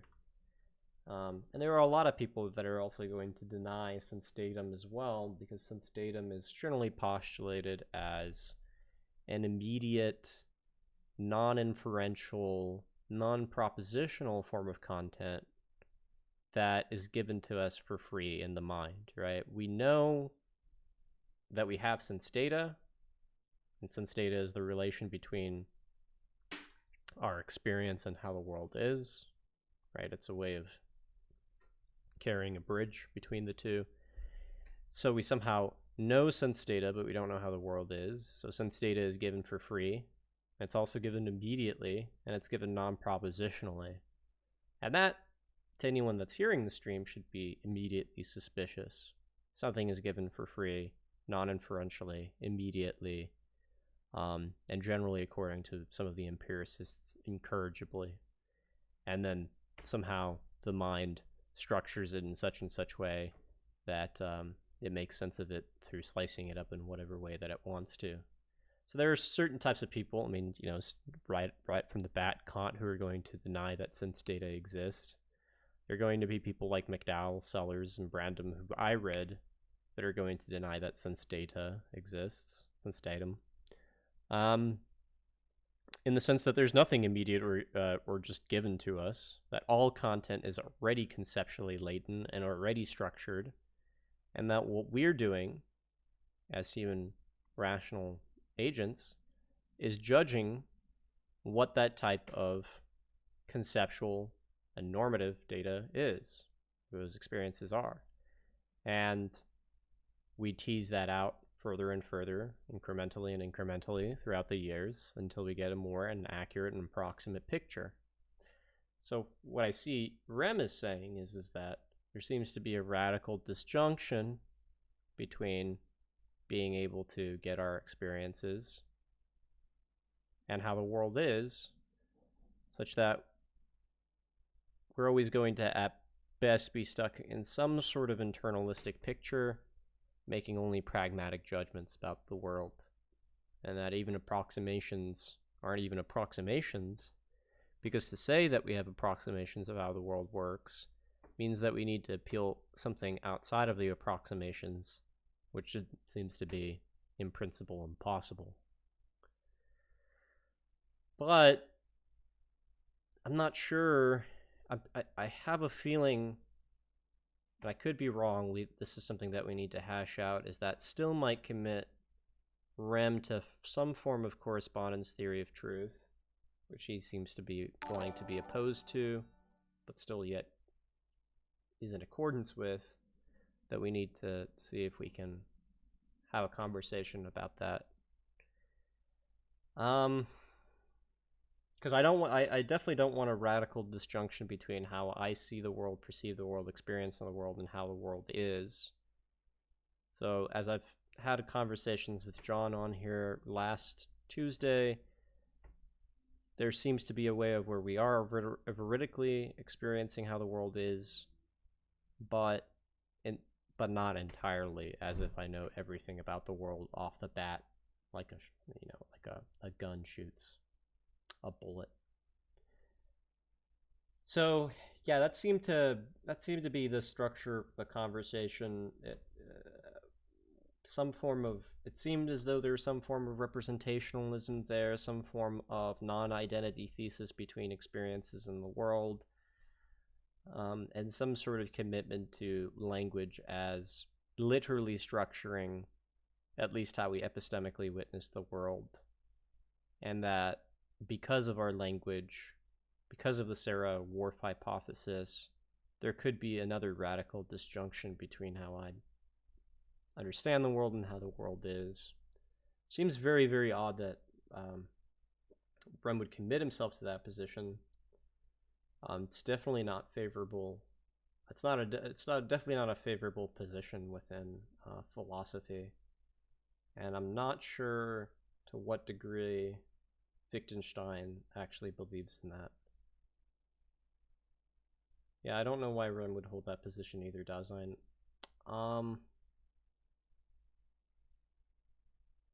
Let me see if I understand. So, and he also seems to think that anti-realism, scientific anti-realism, to some extent, would commit us to the idea that we can't form an identity between the body and the mind, because the norms that are involved in emergentism, that is how, when we talk about things emerging from other things, we generally understand those historically. They're subject to change, and therefore we shouldn't be monists or hold a mind-body dualism.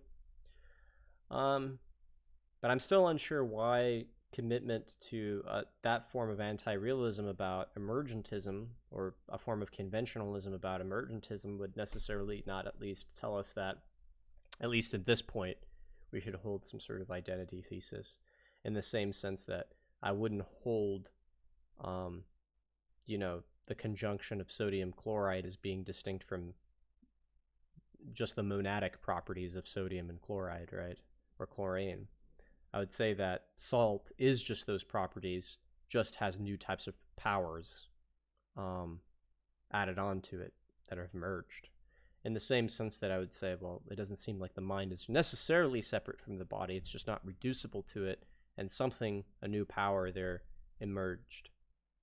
I could, and that's how far I'm sort of willing to go here. I really don't want a reductive thesis about the mind. I don't think reductive theses make much sense,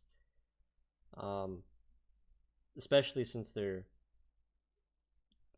there's a number of arguments that are going to argue for why mere biological processes or forms of causation that occur within the body are just not sufficient, at least bottom up, to talk about the mind's top-down functions.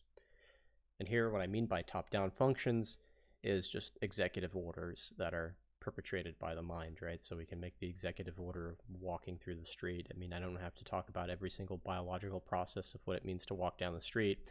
I could just kind of will myself to do that with my mind. Can think of the idea and why it's palatable to do that, and then I walk. I force my body onto a certain type of motion. So there's quite a bit of confusion there. Although the conversation did bring up, I guess, issues that I can kind of research and maybe see why they're faulty, or maybe I would see why they're wrong. But that seems to be the sort of summary of the conversation as I see it. If I've done enough justice, I'm sure I haven't done complete justice to the context principle. And I should probably read that paper on the context principle from I can't remember if he said Davidson or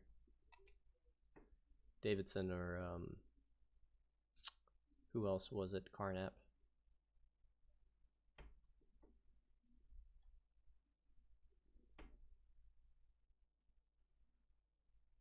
Yeah, so Squire offend me. When you say that everything is conceptual, do you mean that the world is itself in some sense conceptual? Yeah. Yeah, so it's a form of pan-conceptualism or conceptual realism. So the idea is that there's conceptual content that's governing how the world is, that it's not just content. So when we say that the world is intelligible, we're saying something about the world grants the idea of it being intelligible. It's not just that we make it intelligible. It's not that we make or give the world meaning. It's that rather we see meaning in normativity, or by normativity I mean rule govern activities within the actual structure, the ontological structure of the world. Richard Rorty clears up a lot of this realism, anti-realism stuff. Rorty gives a more history of philosophy view. And I mean, the only book that I've read from Rorty is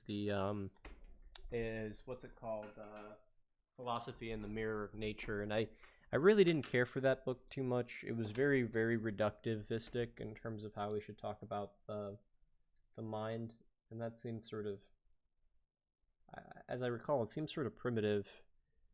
It seemed like a token identity thesis, a very reductive token identity thesis, which I'm not for.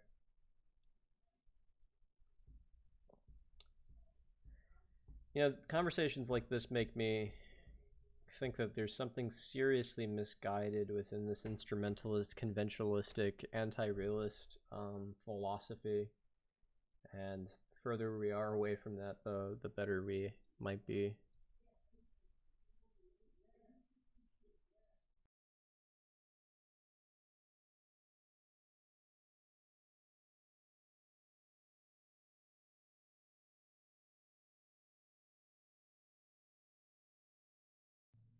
What you really want to read is Philosophy and Social Hope. That's too early and not his best, and updated his view. Okay, so you're basically saying that later Rorty might be better than earlier Rorty. He updated his views in the book. I'm not sure. So when Rorty wrote that book, Philosophy of Nature and Representation, or whatever I just said earlier, did he amend his thoughts in his earlier work to his later work, or did he keep those and just not talk about it later?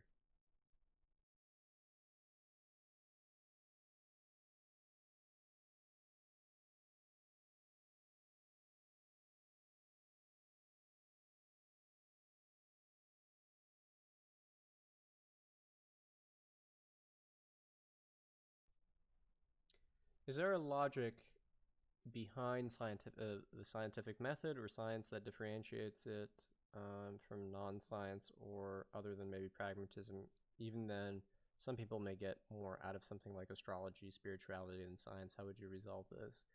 You know, I mean, to those types of questions, I'm going to give a sort of answer that Noam Chomsky gives. Uh, Before the turn of the 19th century, and this is straight from Chomsky, but I also agreed with him since I have read actually the philosophy and the sciences of, the 18th century and so on and so forth. But before the 19th century, right, the division between science and philosophy is non-existent. You'd ask Kant, Hume, Spinoza, whether they're scientists or whether they're philosophers, they would say no, they're the same thing. Philosophy of nature is the same thing as what we would call necessarily contemporary scientific issues here. Now, as for after the 19th century, right, whether we would differentiate them, whether we say that there's some sort of difference between non-sciences or science and philosophy, there'd probably be, it depends on who you ask and what the question is about.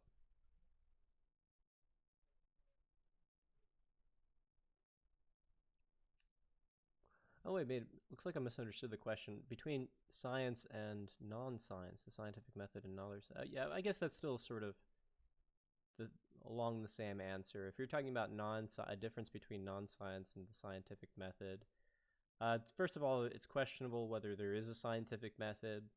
If there is, we don't know what it would be. And from what is constituted as a non-science these days is just also going to be, I think, a matter of convention or a matter of what a person wants to, how far a person's willing to. Yeah, I would probably just leave it as a form of convention, at least after the 19th century. Rorty is less reductive in his later work. Okay, later Rorty more political too. I've also only read Mirror of Nature. What you really, really want to read, though, is Rorty said a semi-autobiographical essay, Trotsky and Wild Orchids. Okay, that sounds interesting. It depends on what you mean by a nominalist or a realist. I mean, there's also a more modest in-between conceptualism. If you're talking about universals, I believe in universals. I don't think you can get away with not believing in universals.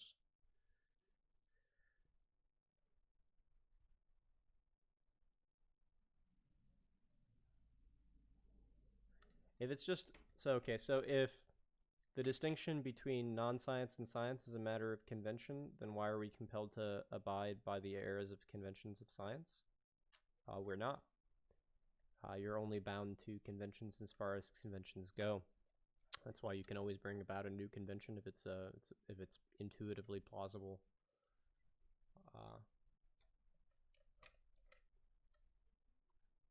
So, a division between the sciences and non-sciences, or sciences and philosophy, would just be sort of decided by the natural discourse at that time. I mean, if I begin talking about mereology, parts wholes, there's a sense of where obviously I can apply that to biology. I can apply that to biology and the philosophy of science, and then they might sort of merge together as having no real division. But if I'm talking about abstract metaphysics, like, okay, how do I make sense of being and nothing and all that, then that might just be purely philosophy. But there's a lot of philosophers, like I said, before the 19th century that sort of found these to be extremely compatible, extremely close together, that there wouldn't be a real division, right? I mean, Kant, Hegel were some of these types of people. I mean, when they made an entire systematic philosophy, in virtue of it being a systematic philosophy, right? All these different types of things that we talk about are interconnected and not actually divided. I mean, the debates between the corpuscular scientists and, say, Leibniz, right, and how he conceived of nature, were so radically opposed to each other that they would even go to the sciences just to shoot someone, and their philosophical ideas. Everything was open to philosophical discourse. Everything was open to attack and admitting those beliefs. the harsh division that we have between the sciences and the non-sciences right now is sort of unprecedented historically.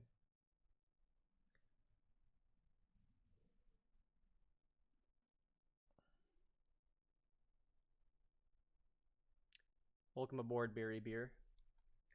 And thank you for following us, Day Nix. Also, thank you to Holding Berry 3D Sheet and Miller's Row and Tuker. Hopefully, I'm not forgetting anyone else. Mr. Noodle, Polecat, Comanche, Ramsama, and Top Tweak for just following now. Thank you guys for doing that. Just again, a quick reminder, if you do subscribe, it is only, I think, $5, and it definitely helps the stream for future sessions like these. So if you think that this is worth $5 of your time, the same thing as a cup of coffee in the morning, please do subscribe. It is definitely helpful. Wasn't it the worst with the positivists in the 20th century? So I think what the positivists did were it was a little bit different from what,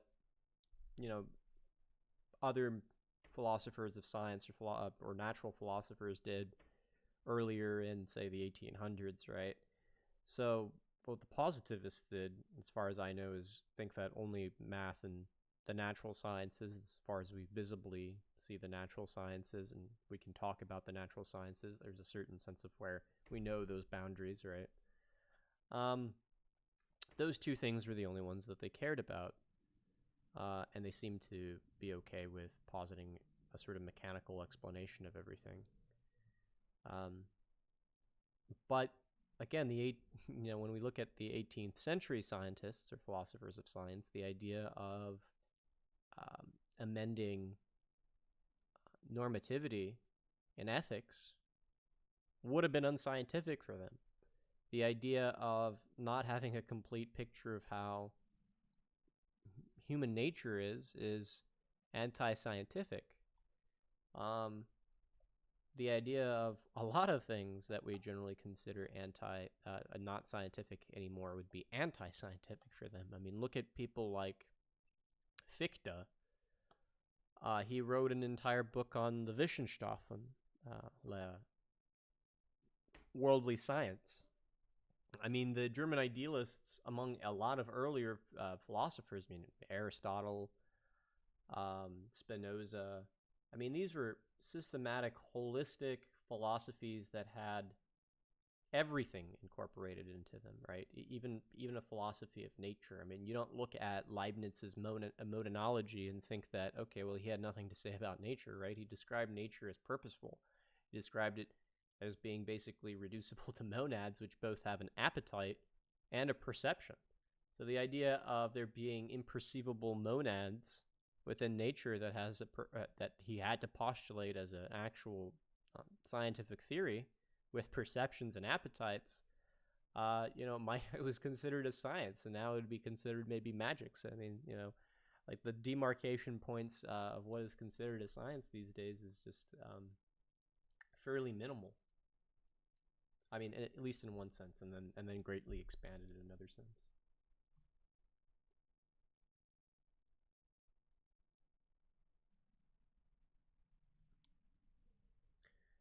CP Snow talked about two cultures problem. Apologies if that's what you meant. I'm not sure what the two cultures problem is.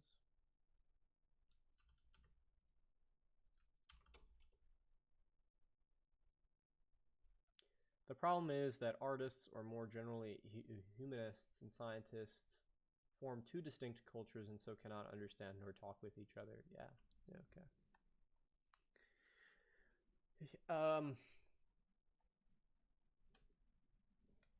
There's a sense of where that's true. You learn a form of discourse in, say, philosophy, and you don't learn the discourse in, say, I don't know, quantum mechanics, biology, or whatever. And you can be talking about the same type of phenomenon, just be perceiving the same type of phenomenon or object, in different ways. And this is actually, I think this problem is talked about in a book by Edgar, Science's Understanding Injustice, of where our disciplines are so radically disconnected and so absolutely specialized, and the idea of anyone having a systematic, holistic philosophy is sort of foreign to us. And so the idea then, so the sort of atmosphere that we have sort of opens up the idea of people being very variously incredulistic towards other people's ideas, being dismissive and things like that. Again, go back 200 or 300 years ago. The biggest and largest philosophers like Kant, Hegel, etc., were gods in their fields, extremely respected. Generally, the hermeneutic circle, which was analyzing these texts at the time, was mostly focused on these texts, as far as I know. Philosophy these days, especially analytic philosophy, you'd be surprised past a certain amount of books that we all have to read whether there's any sort of agreement upon anything in philosophy. Yeah, I mean, take for example any sort of mundane issue, you know, whether we are realists or Platonists about mathematics, whether we're anti-realists or conventionalists about mathematics, whether we can actually get to the entire world as it is, whether we're open to just sense datum, whether we're representationalists, anti-representationalists, non-cognitivists, error theorists about ethics, right? There's so many different types of points. So many, and probably so many forms of confusion just that linguistically occur that could just be solved if we understand each other's language. I was listening to one of Noam Chomsky's earlier debates or conversations, and he was talking about, terms that we use very, very often, like the word representation, right? And this is a problem that I had when I went into philosophy. You might start with certain types of representationalist thinkers, or supposedly representationalist thinkers like Kant, and think, well, why wouldn't everybody be a representationalist? Aren't we just all representing how the world is through the mind, and it's sort of through its cognitive capacities rearranging the world? Well, Noam Chomsky is one of those types of people that show us, well, the everyday conventional norm that we have, the word representing, has really very little to do with how Kant was using representation. And for Kant and a lot of the earlier empiricists, representations was a relation between the world and my mind. And representations presupposed that which is represented. But whereas when we standardly and conventionally use the word representation today, we could mean anything like, okay, well, I have in my mind an apple, and that apple is a sort of idea that represents an actual apple. It's not representing something that's actually out there when I'm abstractly thinking about it, but I can use it in that sort of conventionalistic way that most people ordinarily use the word representation. And I can be just fine with that in ordinary language. But once I sort of mix up how I ordinarily use it and how Kant might have used it, then I get into some really big problems. I sort of misimply the concept, and when we get into these semantic disputes that are never ending. And that needs to be remedied. I think to some extent that needs to be remedied by being at least somewhat familiar with the history of philosophy, and there's a lot of people who want to bypass that because they think that if we just look at specific issues, very specific localized parameters, we'll have accomplished much more in philosophy if we're holistic, systematic thinkers. And maybe to a certain degree it's fair to say, like, look, I can't possibly do the philosophy of math, science, biology, chemistry, metaphysics, epistemology all at once anymore. But there does need to be someone that can do a damn good amount of all those combined. Otherwise, we're going to lose some important philosophical thoughts. And unfortunately, it can't just be cross-disciplinary. There can't just be cross-disciplinary solutions to this. So there are some colleges which have multidisciplinary degrees, diplomas. So, for example, you could study literature and philosophy, which I kind of did. But the problem with that is that you're still going to be specifically doing one over the other. So you'll end up taking about 8 or maybe 5 or 6 courses within literature and then 20 courses or so within philosophy. And you'll still be confused, and you'll actually be writing about articles between these two, which will even just further confuse other people because of your limited range and scope of knowledge of literature. So what we've found out, according to certain types of scholars like Pimpin, is that cross-disciplinary subjects and diplomas within colleges right now for the master's and PhD are failing fairly miserably. If we do want to preserve something like a very systematic philosophy that we see in Hegel and Schelling and Kant, there is going to be a requirement of someone knowing a shit ton of a lot of different disciplines and very competently. Anyways, have I read Umberto Eco? I have not.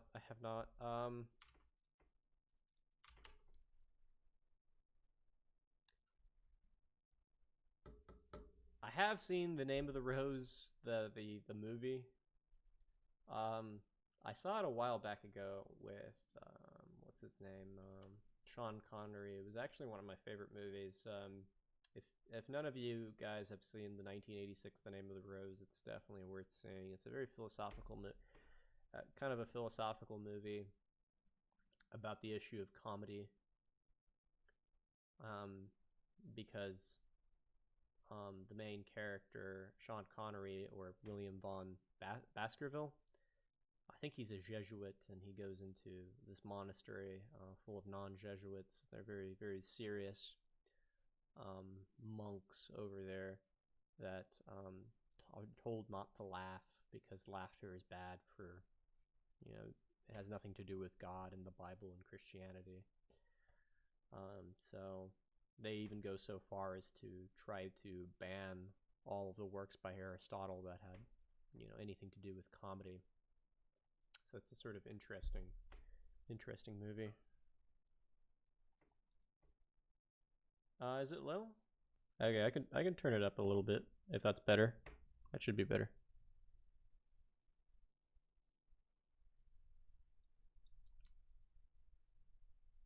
Yeah, sorry about that.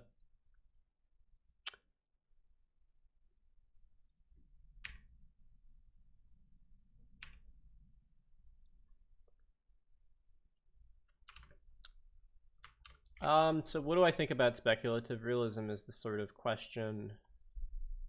So it's been a long time since I've read speculative realism. I don't, beside one person within that group, I don't really like them. I don't really like the philosophers within that group. I do like Ian Hamilton Grant because he's a Schellingian and one of the few Schellingians who sort of really investigate like Schelling's nature, which is almost never done. It's almost never done. But as for the other ones, I remember they're just they have like this sort of Kantian perspective that they're bringing back on the sort of noumenal phenomenal distinction, with the caveat that there are certain types of things that we can say about the noumenon itself, and some of the things that we can say is that there is a time prior to our own time. So you can't just say that space and time are ideal forms of our cognition, like Kant said, because we have reference towards a time prior to the subject with fossils, archafossils, I think that's what it's called, an archaground, or like on an archatime. I can't remember exactly how it is with how Missu puts the argument, because it's been about 4.5 years since I've read the book.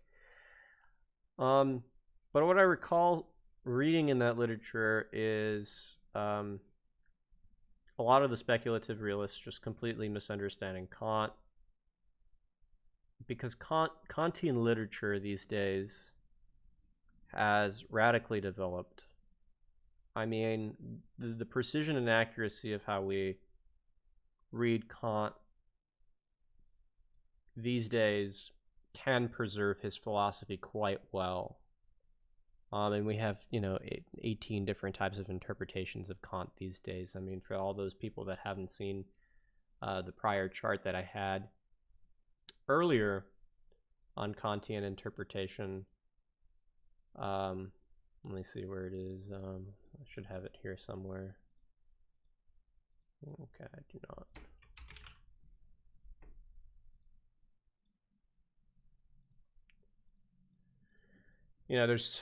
There's all sorts of things that we can say, and it's really easy to get Kant wrong. And I think, from what I do remember, the speculative idealist tradition managed to get some of it wrong. But you have phenomenalist views, anti-phenomenalist views, identity views versus non-identity views. Whether the noumenal phenomenal distinction is epistemic or metaphysical, whether or not we can believe in, and this doesn't even list it in this diagram, whether we think that Kant believed in non-conceptual content or actually believed in only conceptual content. These issues, as far as I know, aren't really brought up in the speculative realist tradition. So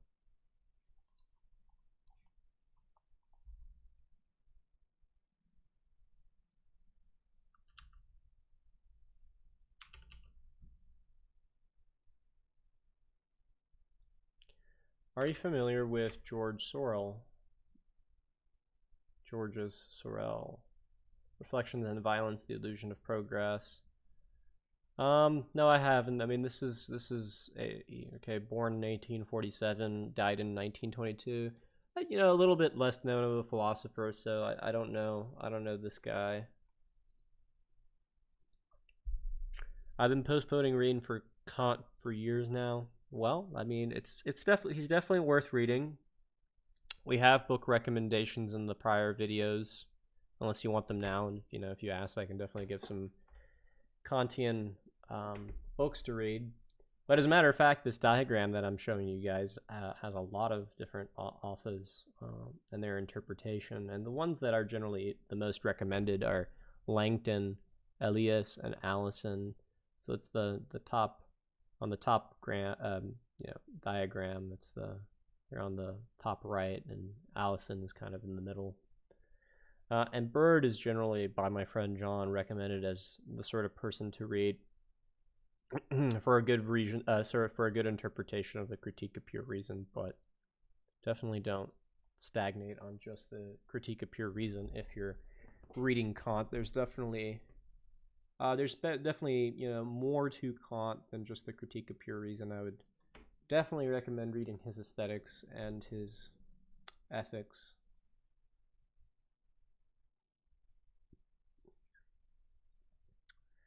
Would you have a discussion with cosmic skeptic or rationality rules? Maybe. Yeah, I mean, I would probably do that. I have no problem doing that. I can't see myself just going out and asking them anytime soon. Although I have heard that if you do want to talk about philosophy with them, they'd generally be inclined to do so. But, and no offense to them, but there's a lot of confusion within at least one of their philosophies that I remember. A lot of disagreements, I think, would probably form there, but that's fine for the most part.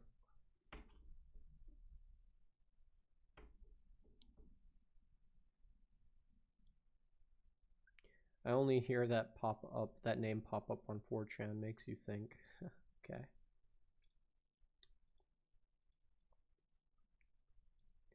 I mean, names that pop up only on 4chan, you have, God, who's that incredible racist thinker, prejudiced racist thinker that always pops up on 4chan? It's like a moderate form of prejudiced thinker, if even one wants to say anything that comes in moderation. I think it was Julius Evola. Yeah, Julius Evola is brought up quite frequently to defend traditionalism. And then you have other slightly more obscure thinkers like Alexander Dugin, also incredibly, also a philosopher in the incredibly wrong direction that you should take your philosophy in.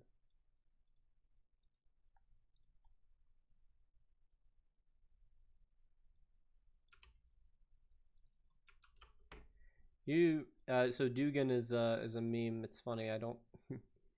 uh, there's some people that believe in it, so it's just like it's kind of a meme.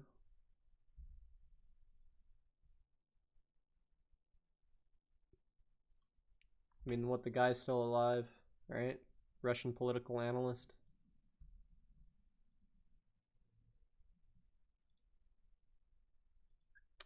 Stephen Molyneux. Yeah, but that he just doesn't know what he's talking about. I mean, it's just, he doesn't know the Stephen doesn't know the difference between sound and valid.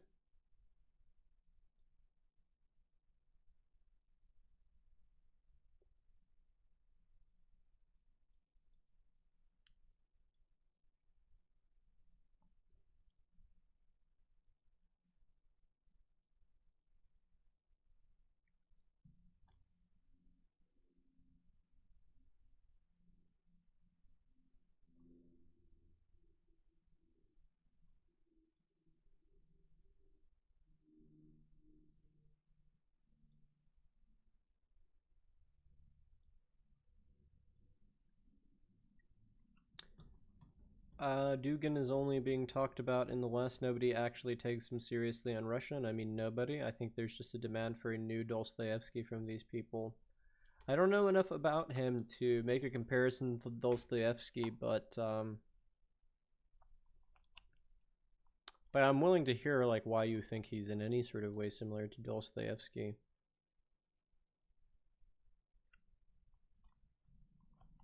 I mean, I admire Dostoevsky as a writer. I don't think philosophically he has much to contribute other than maybe some sort of existential thought. One of the problems that I sort of have with Dostoevsky is that people keep mentioning, without God, how can there be immorality? This is one of those phrases that I don't think really means anything. It sounds sort of convincing, right? That without God, how can there be moral norms? But the idea of it even being logically possible that moral norms can exist within the world without there being a need for God should just be sufficient to sort of dispute that.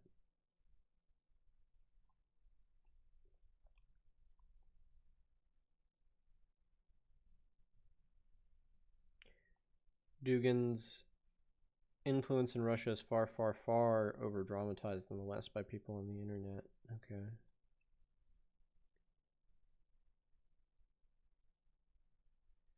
They're nothing alike, bad parallel, basically a need for form traditionalist thinker.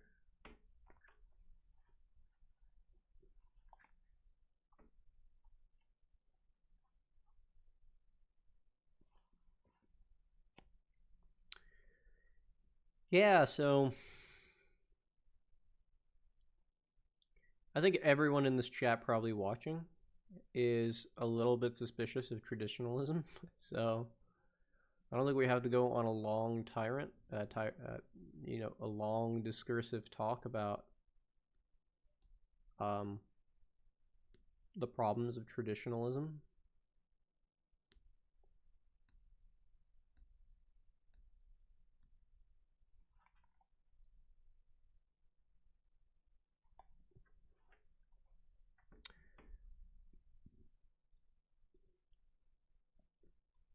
Yeah, tirade, my bad.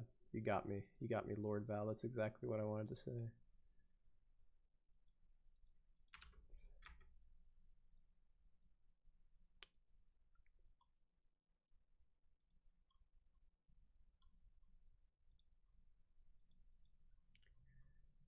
So, do we have any more Q&A, guys? Any other things that we want to talk about?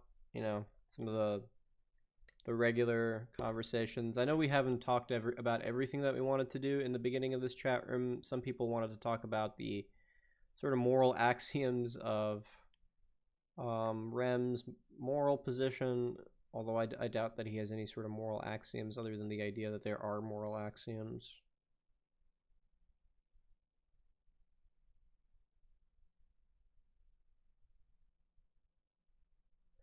Oh, it looks like this question was from a while back ago. I don't know if RJCA is still here, but if you are, while we wait, here's a question. Some kid on Discord was talking about learning foundations for American political philosophy. I told him he should try to hit some of the superstars of the Enlightenment era philosophers.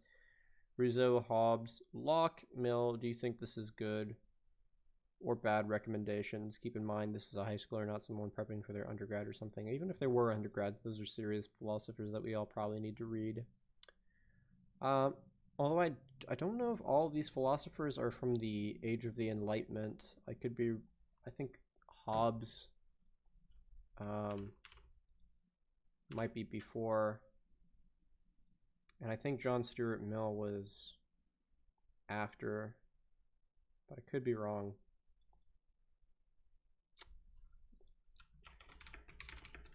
This is actually an interesting question, when the Age of Enlightenment began. So what years do we have for the Age of Enlightenment? Okay, so some think that the Age of Enlightenment began in 1637 with the Rene Descartes, and some people think it began with Isaac Newton's Principia Mathematica in 1687. So Hobbes might be definitely in there, but only during the tail end,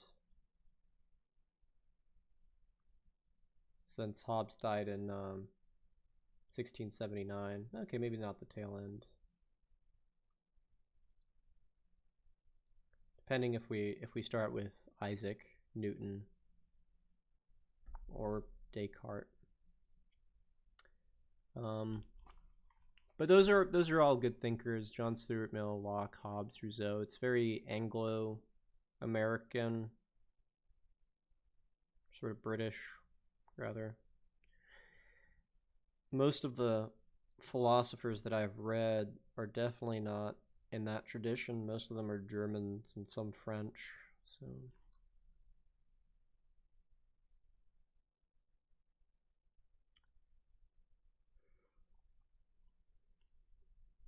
let's see if there's any other questions which I missed.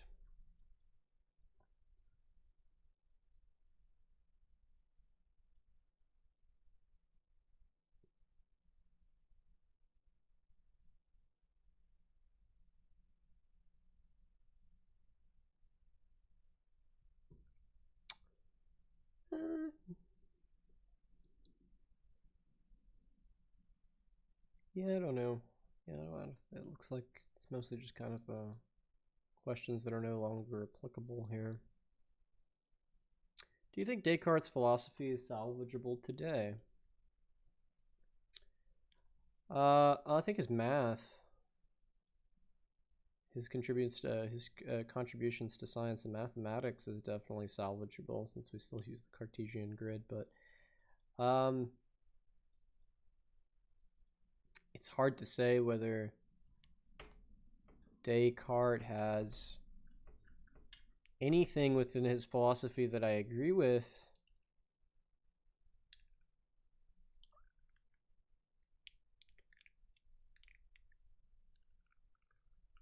If anything, it would be it'd be something that's true incidentally, like maybe the idea that he thought that the subject or the self is a sort of inner unity with the cogito. But even the cogito is a sort of wrong way of looking at the mind. And he considered the mind to be a substance, and so there's a lot of refutations, specifically by Fichte, Kant, and Hegel, why the mind cannot be a substance, but does display some form of unity to it. So you can probably grant that to Descartes.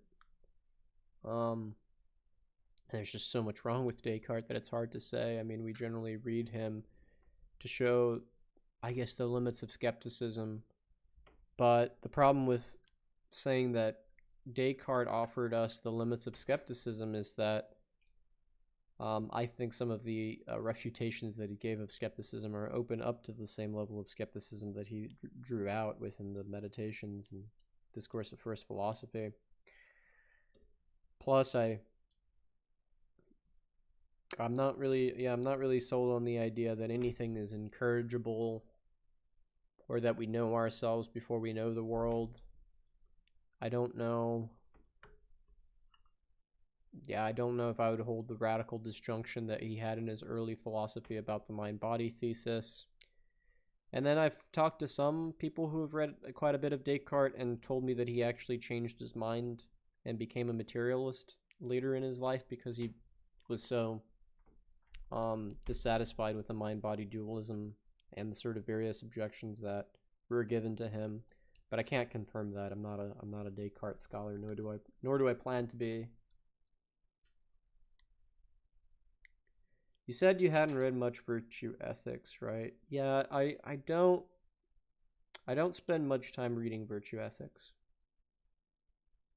One of my friends recently read something about virtue epistemology, and I might get to that eventually. That sounds somewhat interesting. You don't find many modern Cartesians these days.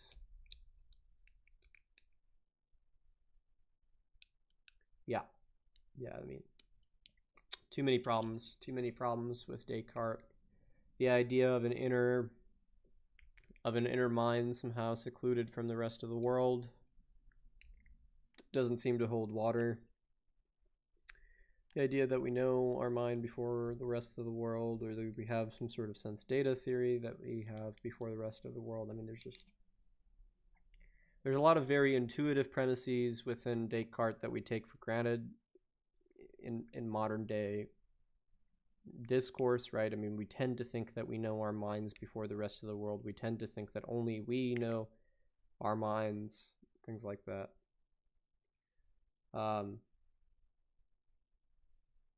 As for the automaton view that that Descartes had, obviously no one thinks that animals, or very few people think that animals are just automatons these days.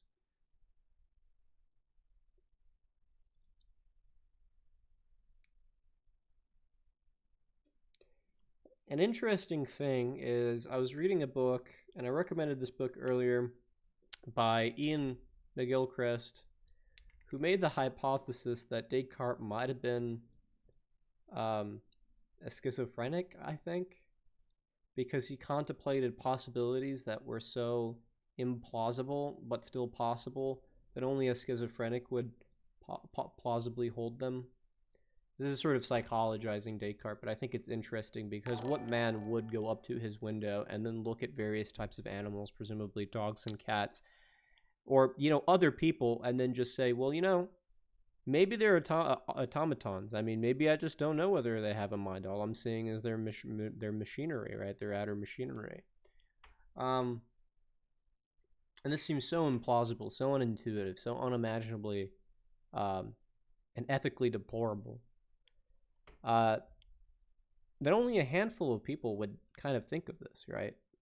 And the reason why it's sort of drawn to what a schizophrenic might do is, in some cases, according to Ian McGilchrist, a schizophrenic isn't a person that thinks irrationally necessarily.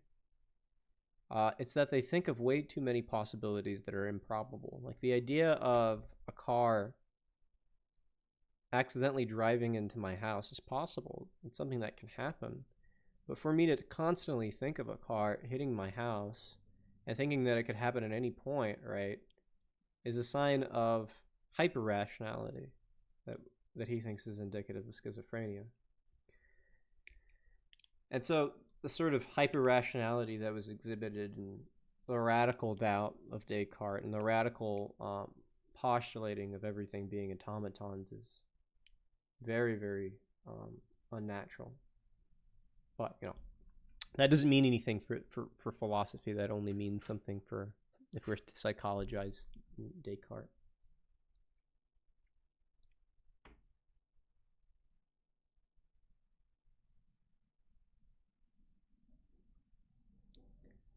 Hey Marty, what's your opinion of Dan Dennett's rather blunt takedown of thought experiments, arguing against physicalism?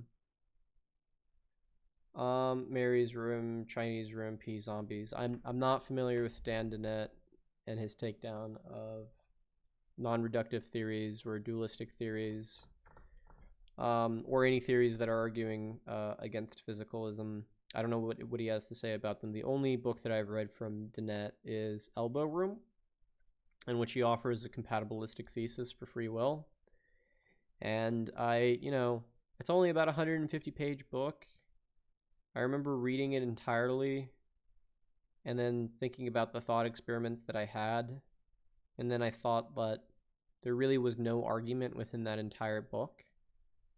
Like, if there was, I didn't see anything that was compelling about any of the stories that he had to say, other than they seem to be intuition pumps or narratives that might detract us from thinking that nothing physical can exist within the world. Sorry, nothing non-physical can exist within the world. So I don't have a tremendous amount of respect for Dennett, but I'll also be the first to admit that I haven't read too much from him. So yeah, if you want to tell me what the blunt takedown is, I'll be happy to hear that. However, after that question, we will probably be closing the stream because we have been streaming about 3 hours now. And 3 hours is about how long I like to keep these streams.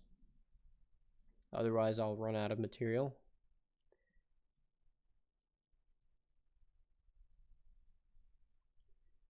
So yeah, I'll wait for a little bit if you have his blunt takedown or any other, or one last Q&A, and then we'll call it a day. We'll call it a day.